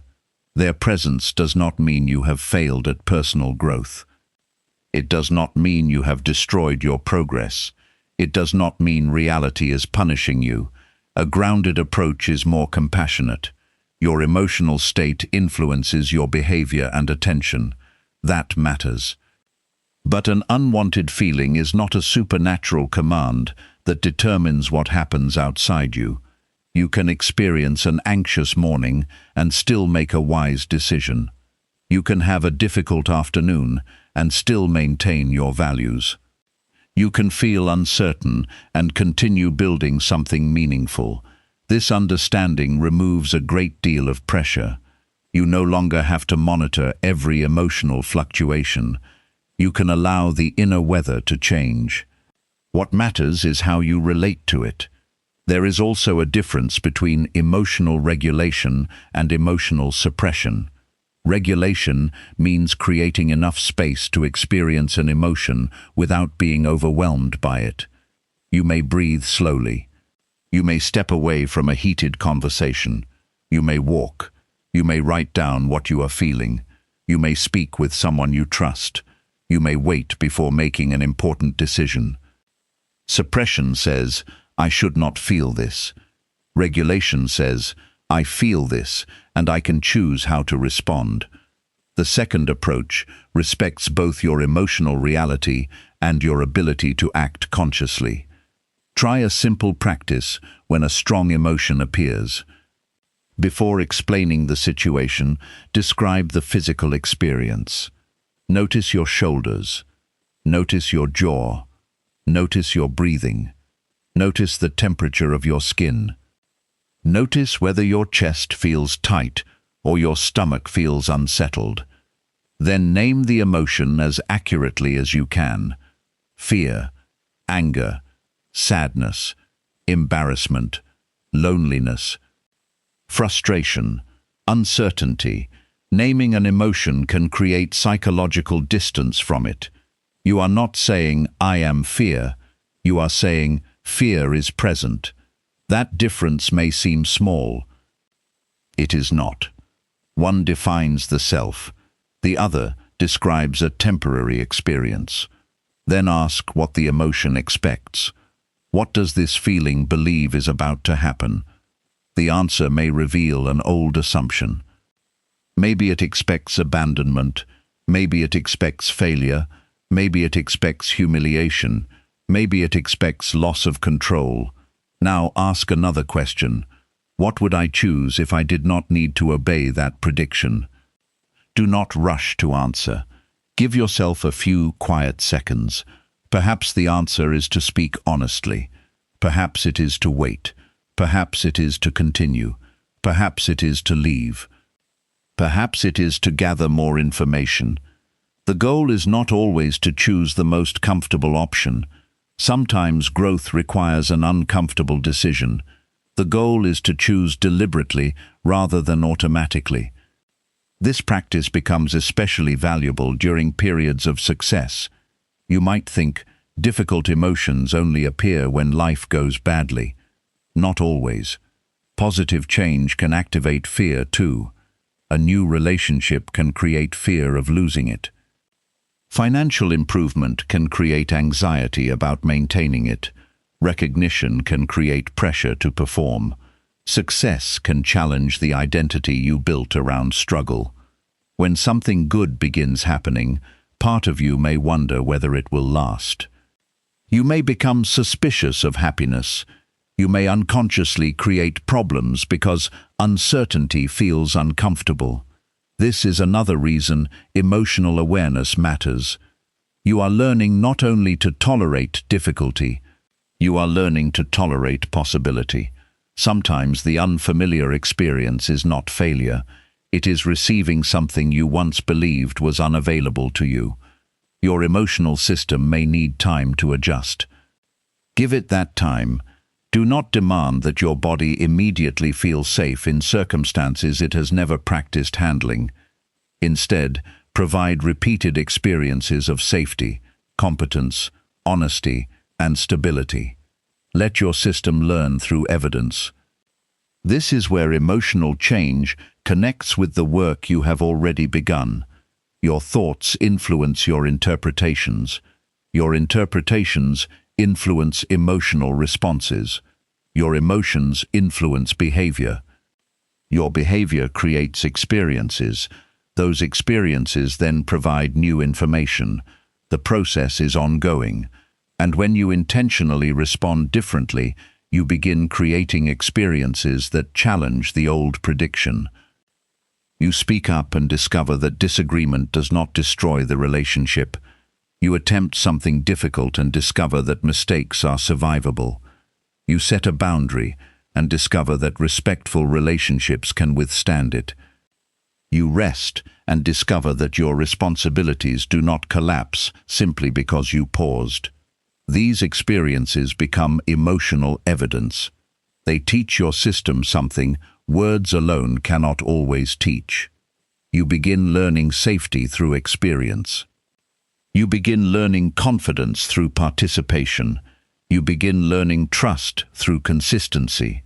And slowly, the emotional expectations attached to your old beliefs can begin loosening. This does not happen overnight. Nor should it. Deep emotional patterns deserve patience. You are not repairing a machine. You are developing a relationship with yourself. Some days will feel clear. Other days will feel confusing. You may move forward and then encounter an old reaction you thought had disappeared. Do not turn that moment into a verdict. Old emotional patterns can resurface when you are tired, stressed, disappointed, or facing something that resembles an earlier experience. Your progress is not measured by never being triggered again. It is measured by what you do when the trigger appears. Do you recognize it sooner? Do you recover faster? Do you create more space before acting? Do you treat yourself with less hostility? Do you make a wiser decision despite discomfort? Those changes matter. They show that your relationship with your inner world is becoming more mature. Eventually, you reach a point where you can experience emotion without needing to resolve every feeling immediately. You can let uncertainty remain. You can allow disappointment to breathe. You can feel fear while continuing toward what matters.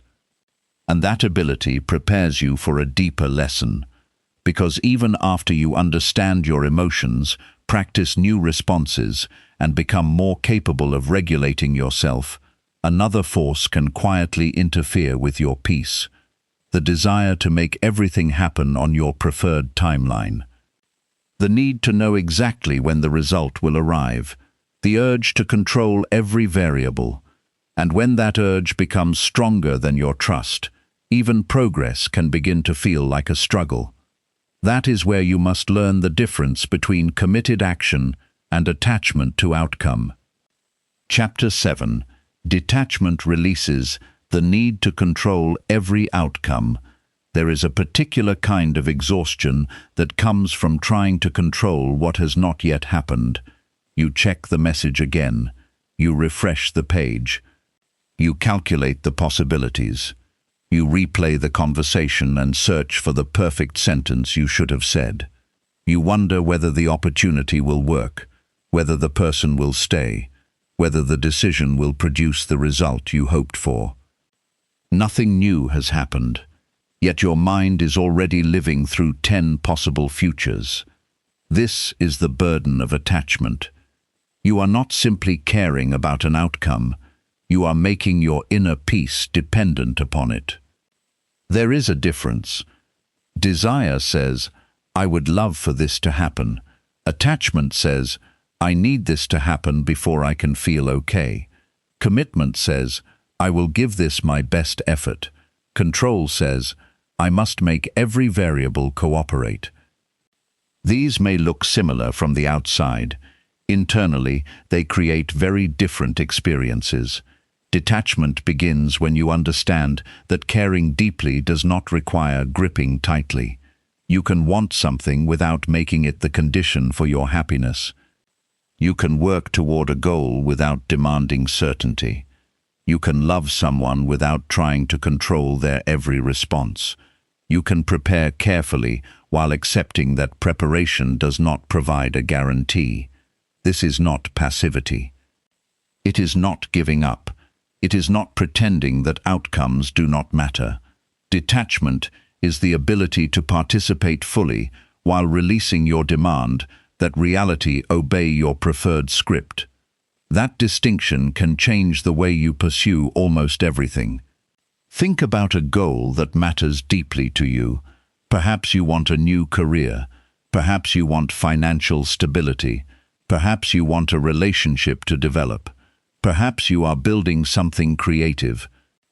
You make plans. You practice. You improve your skills. You take opportunities. All of that is healthy. The problem begins when every delay becomes a personal crisis. You send an application and immediately start checking for a response. You publish something and repeatedly look at the numbers.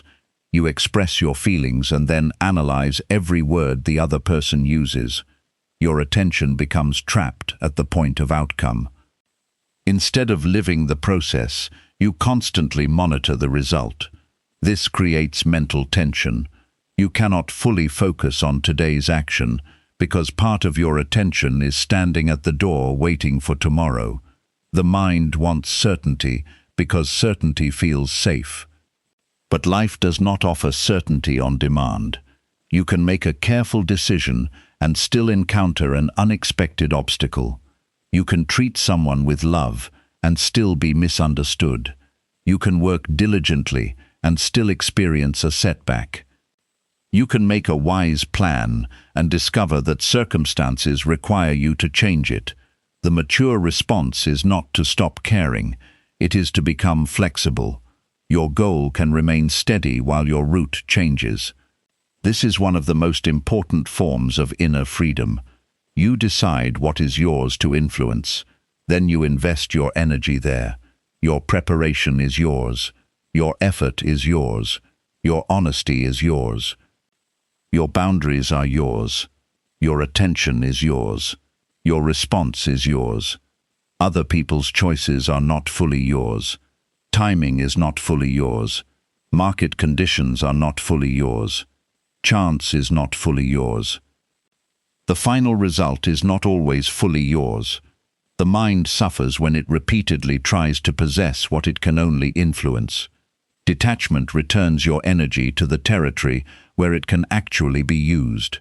This does not mean becoming indifferent. In fact, healthy detachment can make you more present. When you stop demanding a particular result, you can pay closer attention to what is happening now. You can listen during the conversation instead of planning your next sentence. You can do today's work instead of constantly measuring how far you are from the finish line. You can enjoy a good moment without immediately worrying about how long it will last. You can experience uncertainty without turning it into an emergency. This is a form of trust. Not blind trust that everything will happen exactly as you want.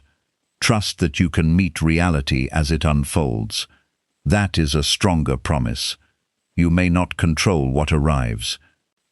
You can develop confidence in your ability to respond. This distinction becomes especially important in manifestation practices. Many spiritual teachings encourage people to visualize desired outcomes, cultivate positive expectations, or act from a sense of alignment.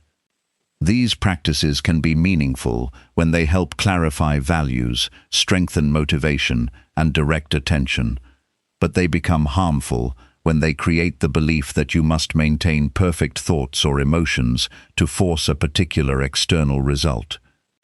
You do not need to become frightened of your own mind. A difficult thought does not automatically create a difficult future.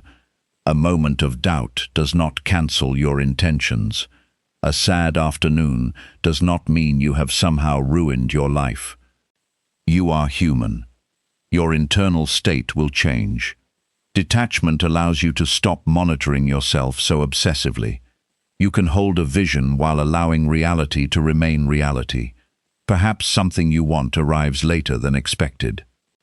Perhaps it arrives in a different form. Perhaps you discover that what you wanted was connected to a deeper need. Maybe you thought you wanted a particular position, but what you truly wanted was independence. Maybe you thought you needed one person's approval, but what you actually needed was confidence in your own direction. Maybe you believed a specific outcome would finally make you peaceful, only to realize that peace cannot be permanently outsourced to circumstances. This is why detachment can reveal hidden motives. Ask yourself, what am I really expecting this outcome to give me? Do you want money because you value freedom? Do you want recognition because you enjoy meaningful work? Do you want a relationship because you desire connection, or are you asking the outcome to prove that you are worthy?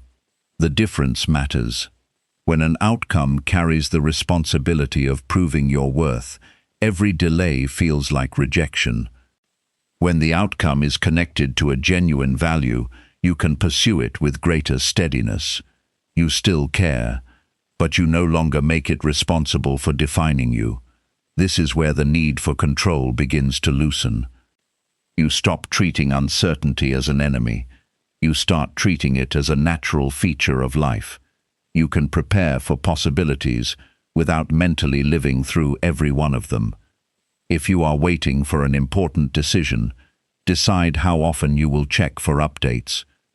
If you are building a project, establish a work schedule rather than measuring its success every hour. If you are waiting for someone's response, allow them the space to respond instead of inventing explanations for their silence.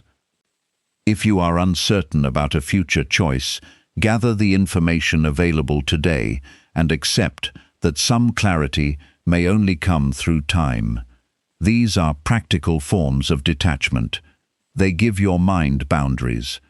Without boundaries, uncertainty can consume attention. With boundaries, uncertainty becomes something you can carry. There is another practice that can transform your relationship with outcomes. At the beginning of the day, Identify what is within your control. Then identify what is not.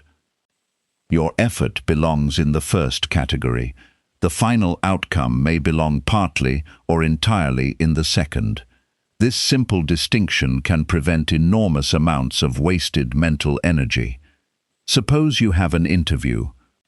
You can prepare, you can research, you can arrive on time, you can communicate clearly, you can remain respectful.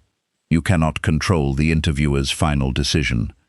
So give your attention to preparation rather than rehearsing rejection. Suppose you have created a piece of work. You can improve the quality. You can share it. You can learn from feedback. You cannot dictate how many people respond. So let your responsibility end where your influence ends. This is not lowering your standards. It is placing your standards in the right location.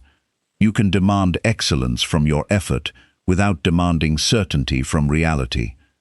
That sentence is worth remembering. There is also a subtle form of attachment that appears after progress begins. You may become attached to maintaining a particular emotional state. You think, I finally feel confident. I must never doubt myself again. Then doubt appears.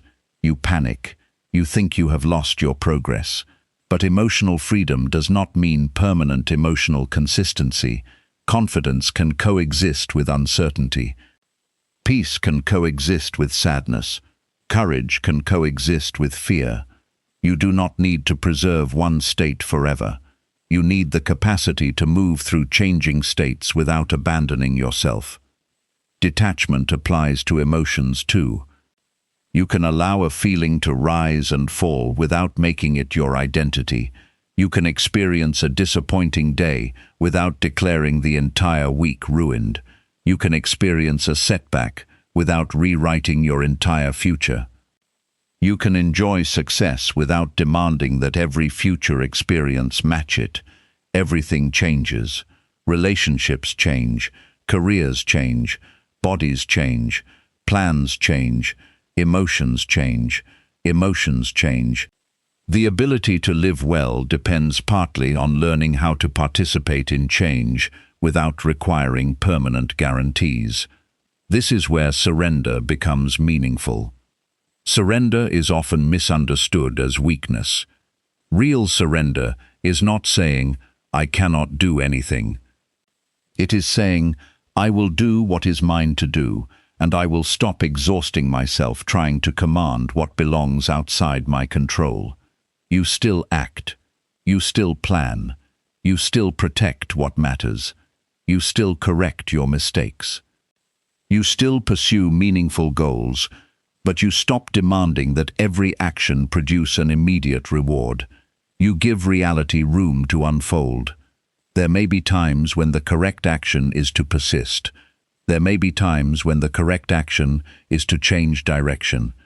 Detachment helps you tell the difference because desperation becomes quieter. When you are attached to one outcome, you may keep forcing a door simply because you are afraid of what it means to walk away. When you are detached, you can ask a more honest question. Is this still aligned with what matters to me? You become willing to adjust without interpreting adjustment as failure. That is maturity. The path does not have to remain identical for your purpose to remain meaningful. Sometimes the greatest release comes when you stop asking, how do I make this happen? And begin asking, what is the wisest thing I can do now? The first question demands control over the future. The second returns you to the present.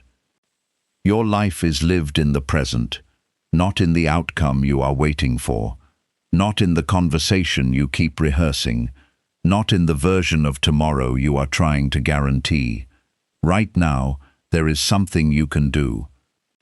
Perhaps it is one phone call, one page, one application, one honest conversation, 1 hour of focused work, one decision to stop checking, one moment of rest. Do that. Then allow the next moment to arrive. This does not guarantee that you will receive everything you desire. It gives you something more reliable, the ability to remain whole regardless of uncertainty. And as you practice this, you may notice a surprising change. You begin to have more energy. Your attention becomes less scattered. Your decisions become clearer. You stop chasing reassurance so often. You become less reactive to delays. You start recognizing that patience is not wasted time. It is the space in which information can arrive. Sometimes an answer becomes visible only after you stop forcing it. Sometimes a relationship becomes clearer when you stop trying to control it. Sometimes a goal becomes easier to evaluate when your identity is no longer attached to winning. Sometimes the next step appears when you finally become quiet enough to notice it. This is the deeper gift of detachment. It does not remove desire. It removes desperation. It does not eliminate effort. It removes unnecessary struggle. It does not promise control over life. It teaches you where control ends, and when you know where control ends, you can finally place your attention where it belongs, on the work, on the present moment, on the values you choose to live by, on the person you are becoming. Then something else begins to grow. Trust. Not the fragile kind of trust that exists only when everything goes according to plan, but a steadier trust in your capacity to meet whatever comes. That trust is the foundation of the next transformation. Chapter 8. Trust grows when you stop fighting uncertainty. There is a particular tension that appears when you do not know what comes next. You are waiting for an answer, and your mind keeps reaching forward. You check the clock. You reconsider the decision. You search for another opinion. You create possible explanations, then replace them with worse explanations. A simple unknown becomes 100 imagined scenarios, and your body begins responding as though every possibility is already happening. Nothing has been decided yet. Still you feel exhausted. This is the strange burden of uncertainty. The mind often wants information before it wants peace. It wants guarantees before it allows you to relax. It wants to know how the story ends before you are willing to live the page you are currently on. But life does not provide that arrangement. There will always be unanswered questions. You will not know exactly how someone feels until they tell you. You cannot know whether an opportunity will succeed before you take the necessary steps.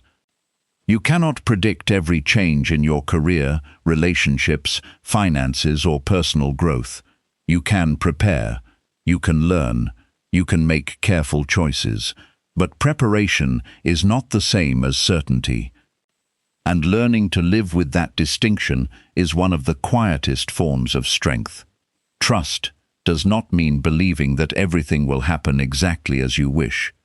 That kind of certainty is fragile because reality cannot be controlled that completely. A more durable form of trust says, I may not know what comes next, but I can meet what comes next. That is very different. It does not require you to predict the future. It asks you to develop confidence in your ability to respond. You may not trust the circumstances. You may not trust another person's decision. You may not trust the timing. But you can gradually learn to trust your capacity to adapt. That is where uncertainty begins losing some of its power. Many people try to eliminate uncertainty by thinking harder. They analyze every detail. They search for hidden meanings. They ask the same question in different forms. They imagine possible outcomes. They attempt to prepare emotionally for every version of the future. The intention is understandable. The mind believes that enough analysis will eventually produce safety. Sometimes analysis helps. There are decisions that genuinely require research. There are risks that deserve consideration. There are situations where planning is wise. But there is a point where useful thinking becomes repetitive mental checking. You are no longer gathering information. You are trying to force uncertainty to disappear. That is impossible. And the harder you fight an impossible task, the more exhausted you become. Consider waiting for an important response. You check your phone. Nothing. You check again 10 minutes later. Still nothing. Your mind begins creating a story. Maybe they changed their mind. Maybe you said something wrong. Maybe the opportunity is gone. You feel the physical tension. Then you check again. The act of checking gives you a brief sense that you are doing something. But if no new information exists, you have not actually gained control. You have only reinforced the habit of responding to uncertainty with checking. The next time uncertainty appears, the urge may become even stronger. This is how a feedback loop can form. Anxiety creates checking. Checking creates temporary relief. The relief teaches the brain that checking is useful. Another uncertain moment arrives. The urge returns. You check again. The cycle strengthens. Breaking that cycle does not require you to become careless. It requires you to distinguish information gathering from anxiety management. If you genuinely need information, seek it. If no information is available, recognize that repeated checking cannot manufacture it. Then return your attention to something that is actually within your influence. This is a form of trust. You are saying, "I can tolerate not knowing for a while." That sentence may feel simple. For someone accustomed to constant certainty seeking, it can be deeply challenging. Start small. Allow yourself to leave one message unanswered for a reasonable period without repeatedly checking. Make a decision using the information currently available instead of demanding perfect knowledge. Take a walk without listening to anything. Sit quietly for several minutes without trying to solve your entire life. These small experiences teach your nervous system that uncertainty can be present without requiring immediate action. You are creating a new association. Unknown does not automatically mean danger. Silence does not automatically mean rejection. Delay does not automatically mean failure. A change in plans does not automatically mean everything is falling apart. You are learning to leave space between an unknown event and a catastrophic interpretation. That space is valuable. It allows reality to reveal itself instead of forcing you to invent an answer. There is another reason uncertainty can feel so threatening. It reminds you that you are not in complete control. For someone who has built their sense of safety around planning, controlling, achieving, or predicting, this can feel almost like losing part of their identity. You may believe that if you plan enough, nothing will surprise you. But surprise is part of being alive. No amount of planning can remove every unexpected event. The goal is not to build a life where nothing uncertain happens. The goal is to become someone who can remain grounded when uncertainty appears. This is where trust becomes an internal capacity rather than a prediction about the future. You trust yourself to pause. You trust yourself to gather information. You trust yourself to ask for help when necessary. You trust yourself to change direction when evidence changes. You trust yourself to survive disappointment. You trust yourself to begin again. Notice how different that is from saying, "Everything will work out exactly as I want." The second statement may sound comforting, but it depends on an outcome you cannot guarantee. The first statement depends on something you can actually develop. Your capacity. This is why self-trust is so important. You cannot promise yourself that life will never hurt. You can promise yourself that you will not abandon yourself when it does. You cannot guarantee that every person will stay. You can learn to maintain your dignity when someone leaves. You cannot guarantee that every plan will succeed. You can develop the ability to learn from failure and make another plan. You cannot know whether the future will match your expectations. You can strengthen your ability to adapt when it does not. This is a much deeper form of security. It comes from within your relationship with yourself. There may also be a spiritual dimension to uncertainty that many traditions have explored. Ancient wisdom often speaks about surrender, patience, faith, impermanence, and the limits of human control. These ideas do not need to be treated as supernatural formulas. They can be understood as reminders that human beings have always faced the same basic condition. We do not know everything. We cannot control everything. We must act without complete certainty. We must release what cannot be held. We must continue living even when the ending is hidden. That is not a defect in life. It is part of life. You do not need to know the entire road to take the next step. Think about how often you already live this way without noticing. When you drive somewhere unfamiliar, you follow the available directions. You do not need a photograph of every road you will encounter. When you begin learning a new skill, you do not know exactly how competent you will become. You practice.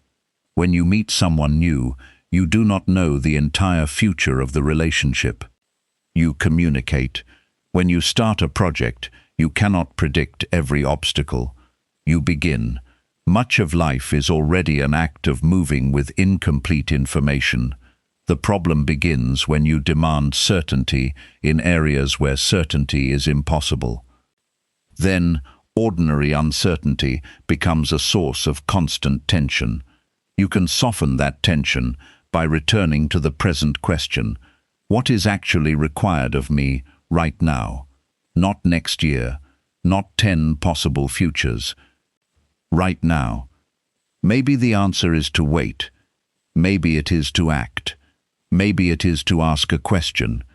Maybe it is to rest. Maybe it is to gather one missing piece of information. Maybe it is to accept that there is nothing else to do today. That final possibility can be difficult. Sometimes there truly is nothing more you can control. Learning to recognize that moment prevents unnecessary struggle. You can put the phone down. You can close the laptop. You can stop rehearsing. You can sleep. Tomorrow can receive tomorrow's problems. Tonight belongs to tonight. This does not mean ignoring responsibilities. It means refusing to carry every future responsibility simultaneously. Your mind may tell you that constant vigilance is responsible, but constant vigilance can become another form of exhaustion. There is wisdom in knowing when to stop. You can create a personal rule for uncertainty. When you notice yourself repeatedly checking, analyzing, or seeking reassurance, ask whether new information is actually becoming available. If it is, take the necessary step. If it is not, practice waiting. Waiting is not always inactivity. Sometimes waiting is an intentional decision not to interfere. Seeds require time. Relationships require time. Learning requires time. Healing from disappointment requires time. Building trust requires time. You cannot accelerate every process by worrying about it. In fact, excessive worry can make you less effective because it consumes attention that could have been used elsewhere. Trust gives that attention back. You can work while the outcome remains unresolved. You can laugh while a question remains unanswered. You can enjoy your evening while tomorrow is uncertain. You can continue developing yourself while your destination is still unclear. This is not denial. It is participation in the life that is actually happening. There is a beautiful shift that occurs when you stop demanding certainty before allowing yourself to live. You become more available to the present. You notice details. You hear people more clearly. You become less obsessed with predicting their reactions.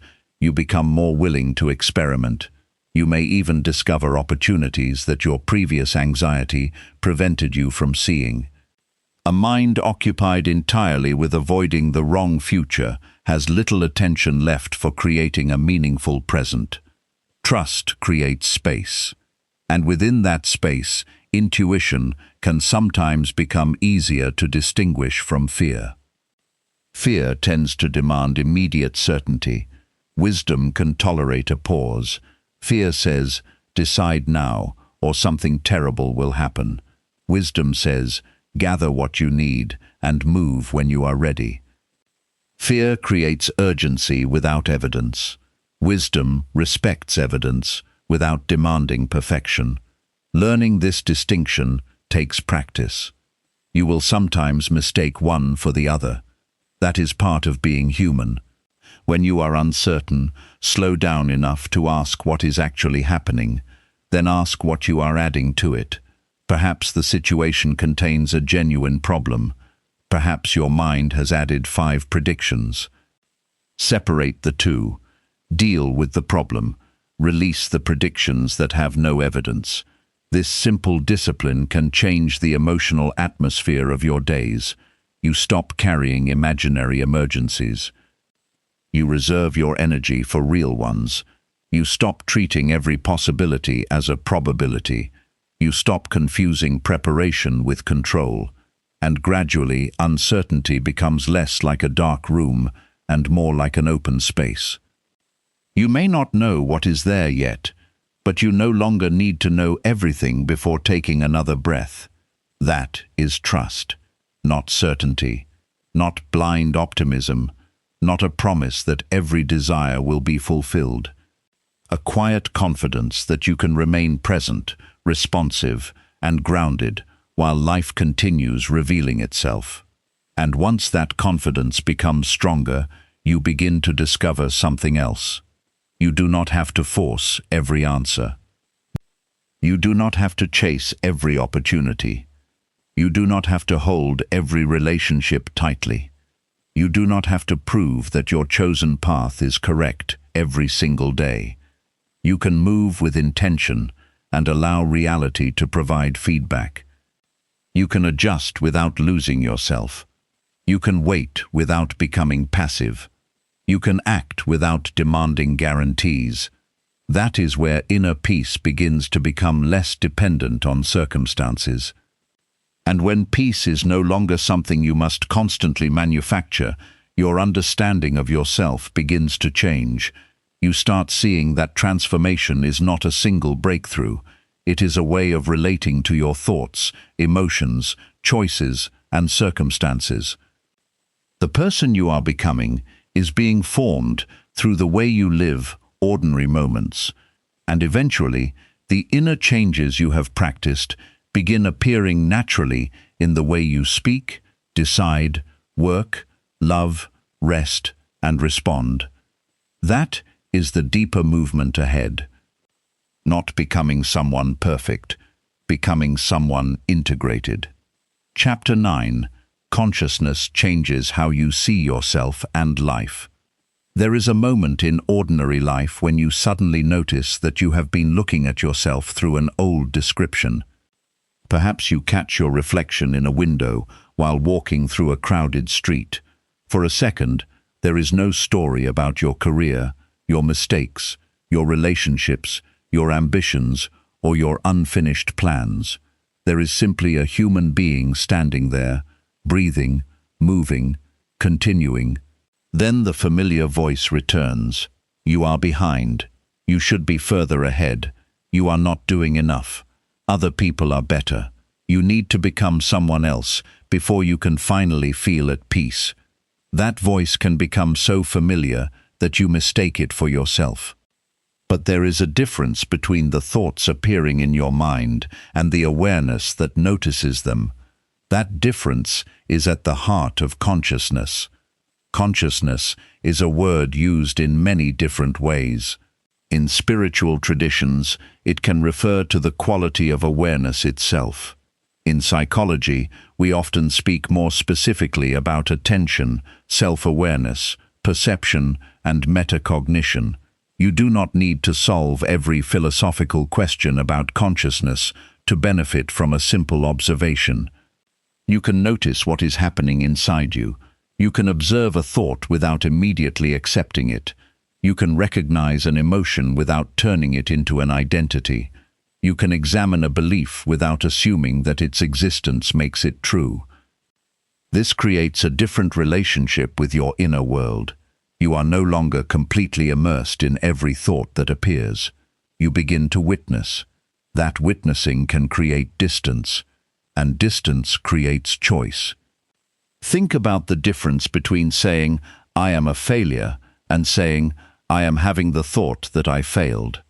The second statement does not deny the mistake. It simply prevents the mistake from becoming the entire definition of the person. You may have failed at something. That is information.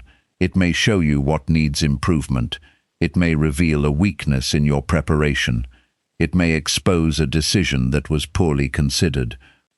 But the event does not contain a complete definition of you. Consciousness allows you to see the difference between an experience and the story you build around that experience. This distinction becomes increasingly important as you grow.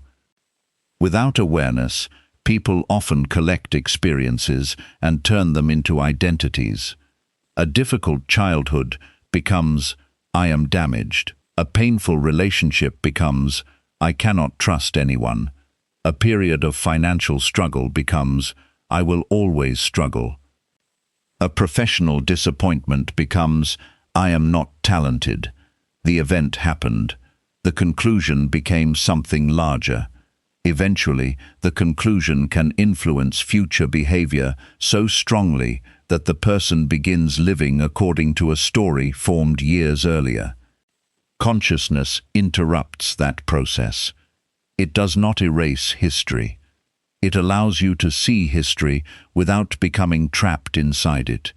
You can remember where you came from while recognizing that you are not frozen there. This is one of the quietest forms of awakening. You begin noticing how often your mind turns temporary conditions into permanent statements. "I feel lost" becomes, "I am lost." "I am struggling right now" becomes, "My life is a struggle."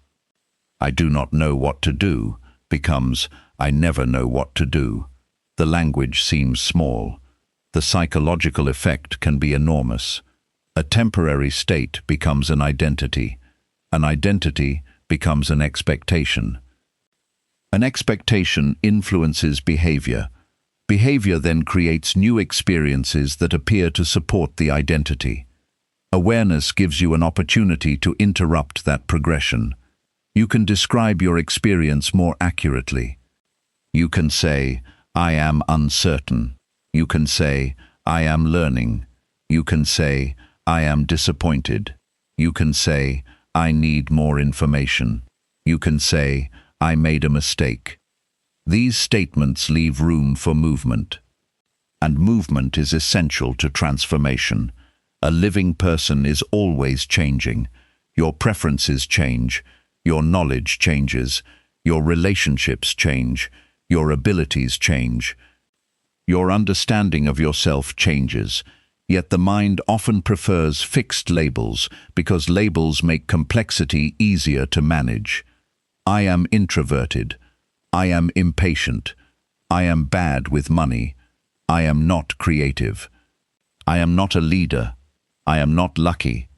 Some labels may describe genuine tendencies, but a tendency is not necessarily a prison. You can have a natural preference and still develop new capacities. You can be naturally quiet and learn to speak with confidence.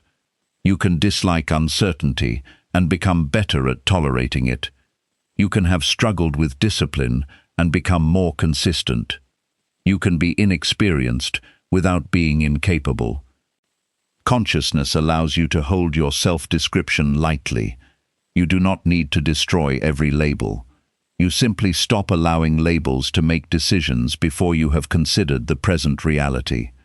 This also changes how you see other people. When you become more aware of your own projections, you begin recognizing that you often interpret others through your own expectations. Someone is quiet, and you assume they are angry. Someone is successful, and you assume they are happier. Someone disagrees with you, and you interpret it as disrespect. Someone does not respond immediately, and your mind fills in the missing information. The external event contains limited facts. Your mind supplies the rest. Consciousness helps you notice the difference. You begin asking, "What do I actually know?" That question can save you from countless unnecessary stories. You may discover that you have been reacting to interpretations rather than events. This does not mean you should become emotionally detached from everything. It means you become more precise. Precision creates freedom. When you know what is fact, what is assumption, and what is emotional interpretation, you can respond more intelligently. This way of seeing also changes your relationship with success. Without awareness, success can become another identity trap. You accomplish something. People praise you. You feel elevated. Then you become afraid of losing the image. Now success must be protected. You begin performing for the identity rather than living according to your values. Consciousness allows you to appreciate achievement without turning it into a permanent requirement. You can succeed without needing success to prove your worth.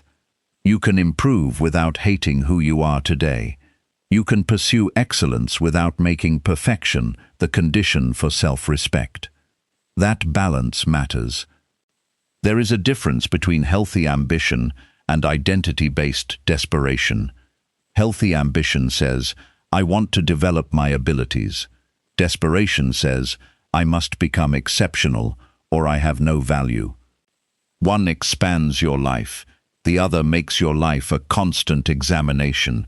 Awareness helps you notice when ambition has quietly turned into self-rejection. The same principle applies to spiritual growth. It is easy to create another identity around being awakened, conscious, aligned, or spiritually advanced. Then you begin judging yourself for having ordinary human reactions. You become angry and think you have failed spiritually. You feel jealous and assume you are not evolved enough. You experience sadness and wonder whether you have lost your inner peace. This creates another form of resistance. You are fighting the fact that you are human. A healthier understanding allows emotions and awareness to coexist. You can experience anger and still observe it. You can feel jealousy and still question the story beneath it. You can become frustrated and still choose a respectful response. Awareness does not require emotional perfection. It requires honesty. You do not need to pretend that you are above ordinary human experience. You need to become more conscious within it. This is where ancient wisdom and modern psychological understanding can meet without requiring exaggerated claims. Many contemplative traditions have encouraged people to observe thoughts rather than become completely identified with them. Modern approaches to mindfulness and metacognition similarly emphasize noticing mental events and creating space between an internal experience and an automatic reaction. The language differs. The practical invitation is similar. Pay attention. Notice, question, choose, return. This practice can be brought into almost any part of your day. When you eat, notice the food rather than consuming it while mentally somewhere else. When someone speaks, listen without preparing your defense. When you walk, notice your surroundings. When irritation appears, notice the first impulse before acting. When success arrives, notice the desire to hold on to it. When disappointment comes, notice the story your mind begins constructing. These moments may seem ordinary. That is precisely why they matter. Consciousness is not reserved for meditation cushions or silent retreats. It is expressed in how you live the next minute. You can practice awareness while washing dishes. You can practice it while driving. You can practice it during an argument. You can practice it when receiving praise. You can practice it while waiting for an answer. The ordinary moment becomes the training ground, and as you become more attentive, you may discover how much of your life has been spent mentally somewhere else. You replay yesterday. You predict tomorrow. You compare yourself with people you have never met. You rehearse conversations that may never happen. You construct imaginary futures. Meanwhile, the actual moment continues without you fully experiencing it. This does not mean planning is wrong. Planning is useful. Reflection is useful. Memory is useful.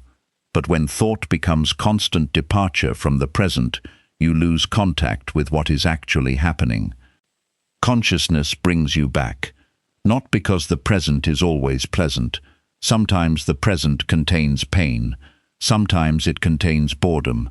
Sometimes it contains uncertainty. But the present is where reality can actually be met. You cannot change yesterday from inside your thoughts. You can learn from it. You cannot live tomorrow today. You can prepare for it. Your influence exists here, in the decision currently available, in the conversation currently happening, in the breath currently moving through your body, in the action currently within reach. This is why presence is not passive. Presence gives you access to reality before interpretation becomes overwhelming. There is also a deeper change in how you relate to your own future. You stop seeing transformation as becoming a completely different person. Instead, you begin seeing it as removing unnecessary layers of conditioning.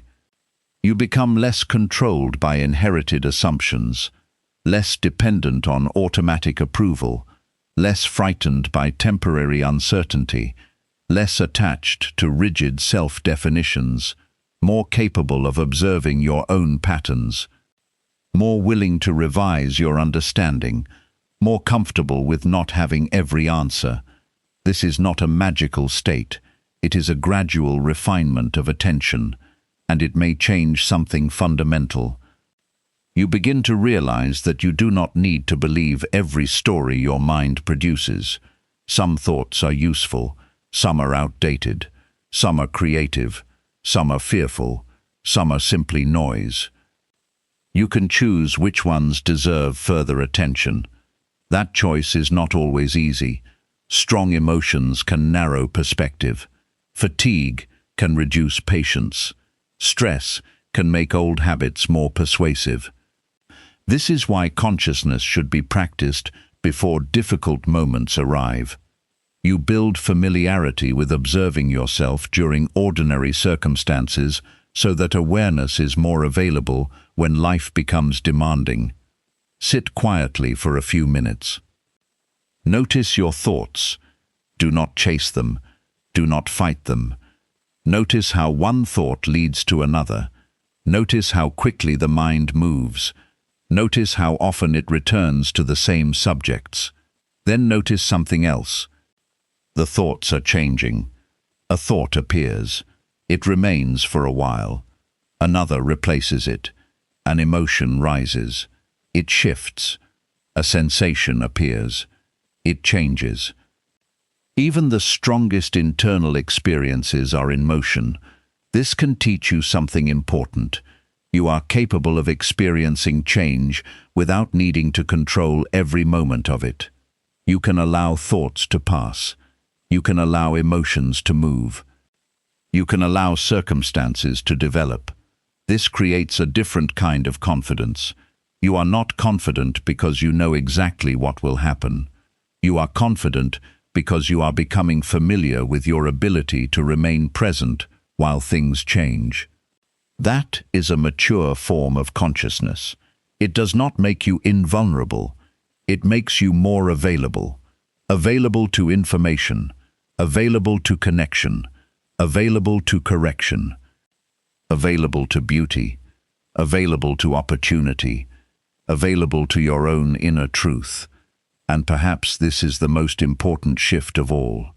You stop living entirely from the question, how can I get life to give me what I want? You begin asking, how do I want to meet the life that is here? That question changes the center of your existence. You still have goals, you still have desires, you still work toward meaningful outcomes. But your sense of self no longer has to rise and fall with every external result. You become less divided. Your thoughts, emotions, values, and actions begin moving into greater agreement. That is what integration starts to feel like.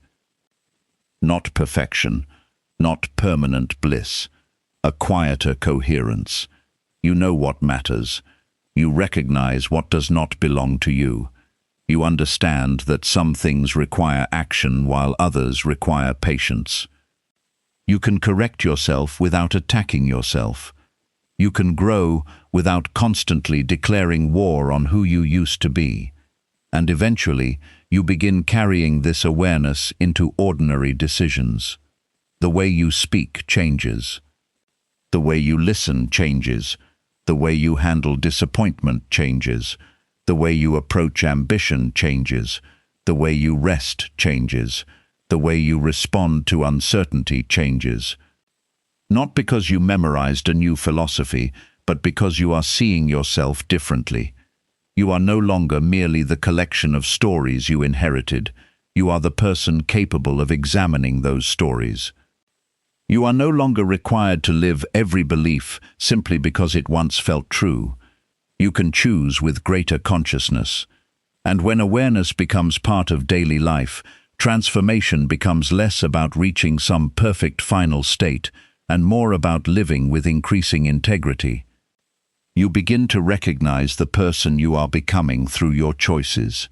You notice that the mind is no longer something you constantly need to escape. It becomes something you can understand. And from that understanding comes a final question.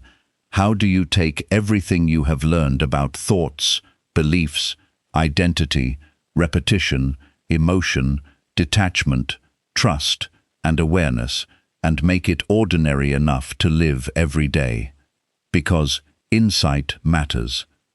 But insight that never enters your morning, your work, your relationships, your decisions, and your quiet evenings remains only an idea. The final transformation is not about knowing more. It is about living what you now understand. Chapter 10. Integration turns inner mastery into a new way living. Morning arrives without asking whether you are ready. Light enters the room. The world begins moving. Messages appear. Responsibilities wait. Someone needs an answer. A decision needs to be made. Yesterday's emotions may still be present, and tomorrow's questions may already be calling for your attention. This is where everything you have learned becomes real, not in a perfect moment of silence, not when every belief feels strong, not when you finally feel completely transformed. It becomes real here, inside an ordinary day. Integration means bringing your inner understanding into the way you actually live. It means your awareness begins influencing your choices without requiring a dramatic ritual each time. You become more deliberate in the middle of ordinary circumstances. You begin responding from what you have practiced rather than automatically returning to what you once knew. The real measure of inner growth is not how beautifully you can describe peace. It is how you behave when someone disappoints you. It is how you speak to yourself after making a mistake. It is how you handle success without becoming dependent on praise. It is how you continue working when results are delayed. It is how you respond when the future remains unclear. This is where inner mastery becomes practical. You no longer need every situation to cooperate before you can remain centered. You begin carrying your center with you. There will still be difficult mornings. You will still become impatient. You will still misunderstand people. You will still occasionally return to an old reaction. The difference is that the reaction no longer has to control the entire day. You notice sooner. You recover sooner. You question what previously seemed unquestionable. You make a different choice. That is integration. Growth does not mean constructing a personality that never struggles. It means developing a way of meeting struggle that is more conscious than before. Perhaps you once responded to criticism by immediately defending yourself. Now you listen for what is useful before deciding how to respond. Perhaps you once interpreted a delay as rejection. Now you recognize that a delay is simply a delay until evidence says otherwise. Perhaps you once believed every opportunity had to be seized immediately. Now you can pause and ask whether it actually belongs with your values. Perhaps you once measured your worth by productivity. Now you can work seriously while remembering that your value is larger than your output. These changes may look small from the outside. Internally, they represent a new structure. Your mind is no longer operating from a single automatic script. There are choices available. And choice is one of the clearest signs that awareness has become part of your life. You may begin creating simple principles that guide your decisions. Before reacting, pause. Before assuming, investigate. Before quitting, ask whether you are tired or truly finished. Before chasing approval, ask whether you respect your own decision.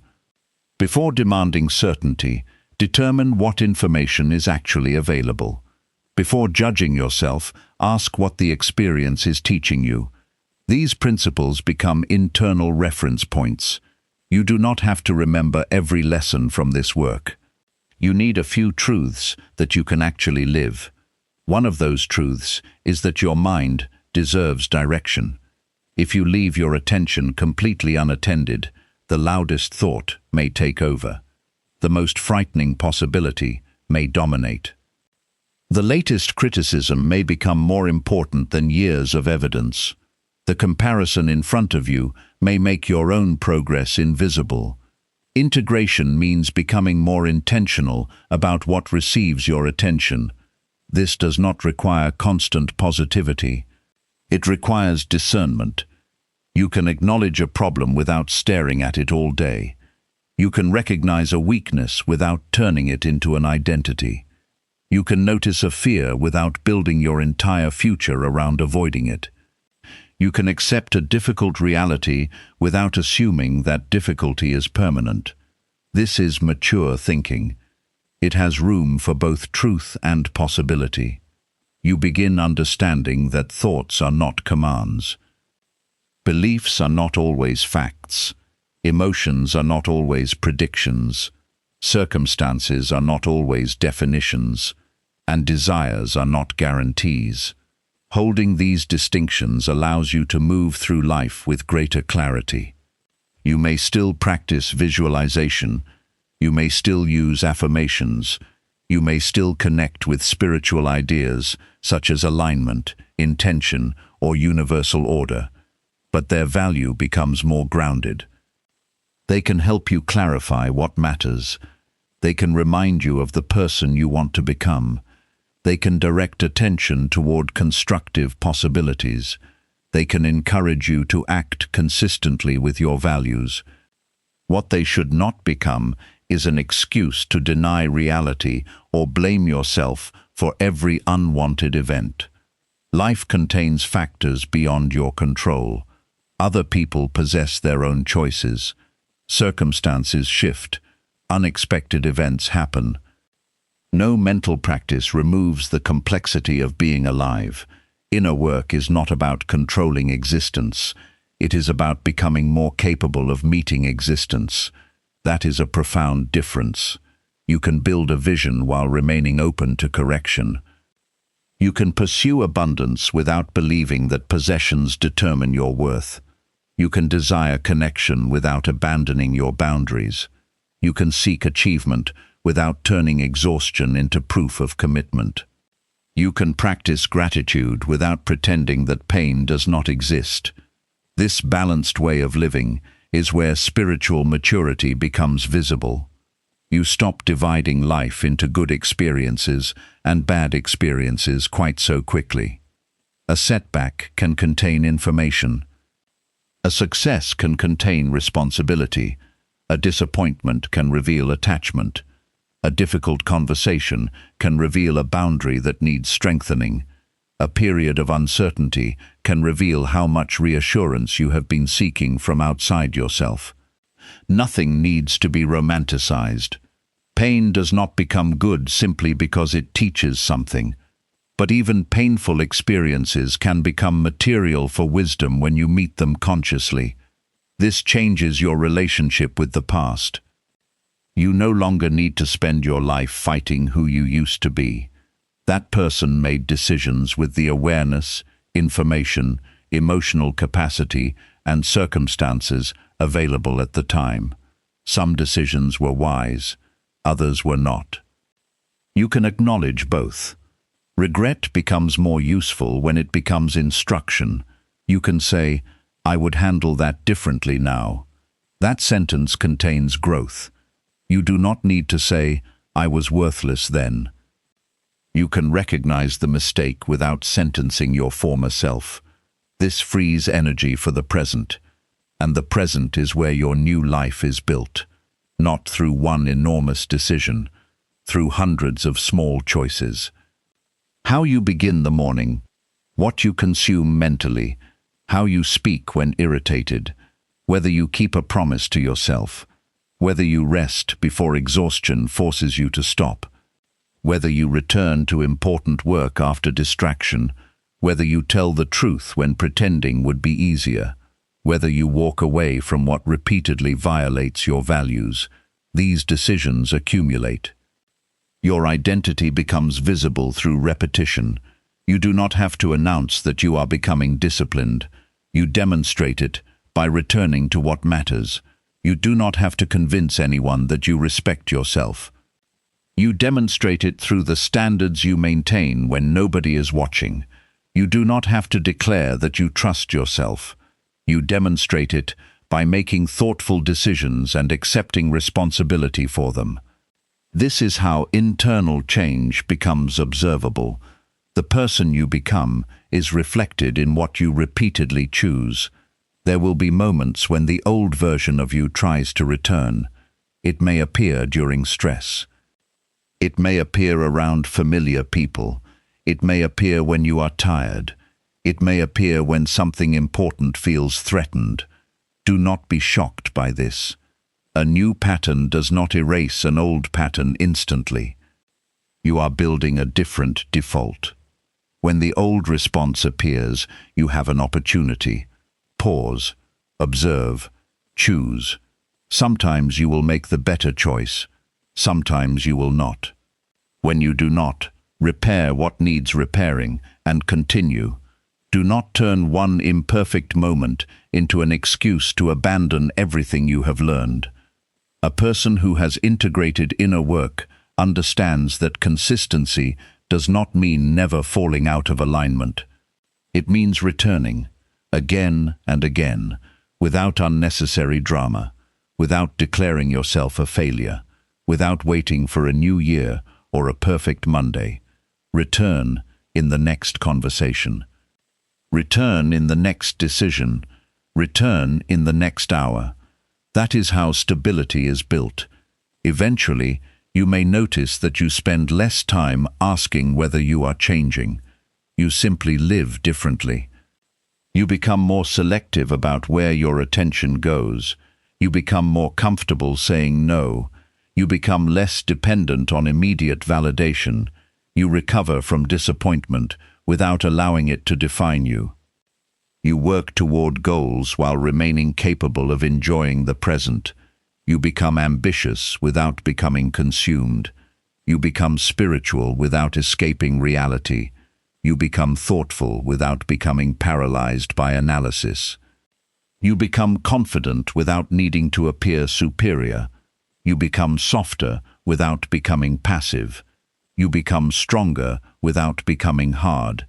This is a believable transformation. It does not require your life to become perfect.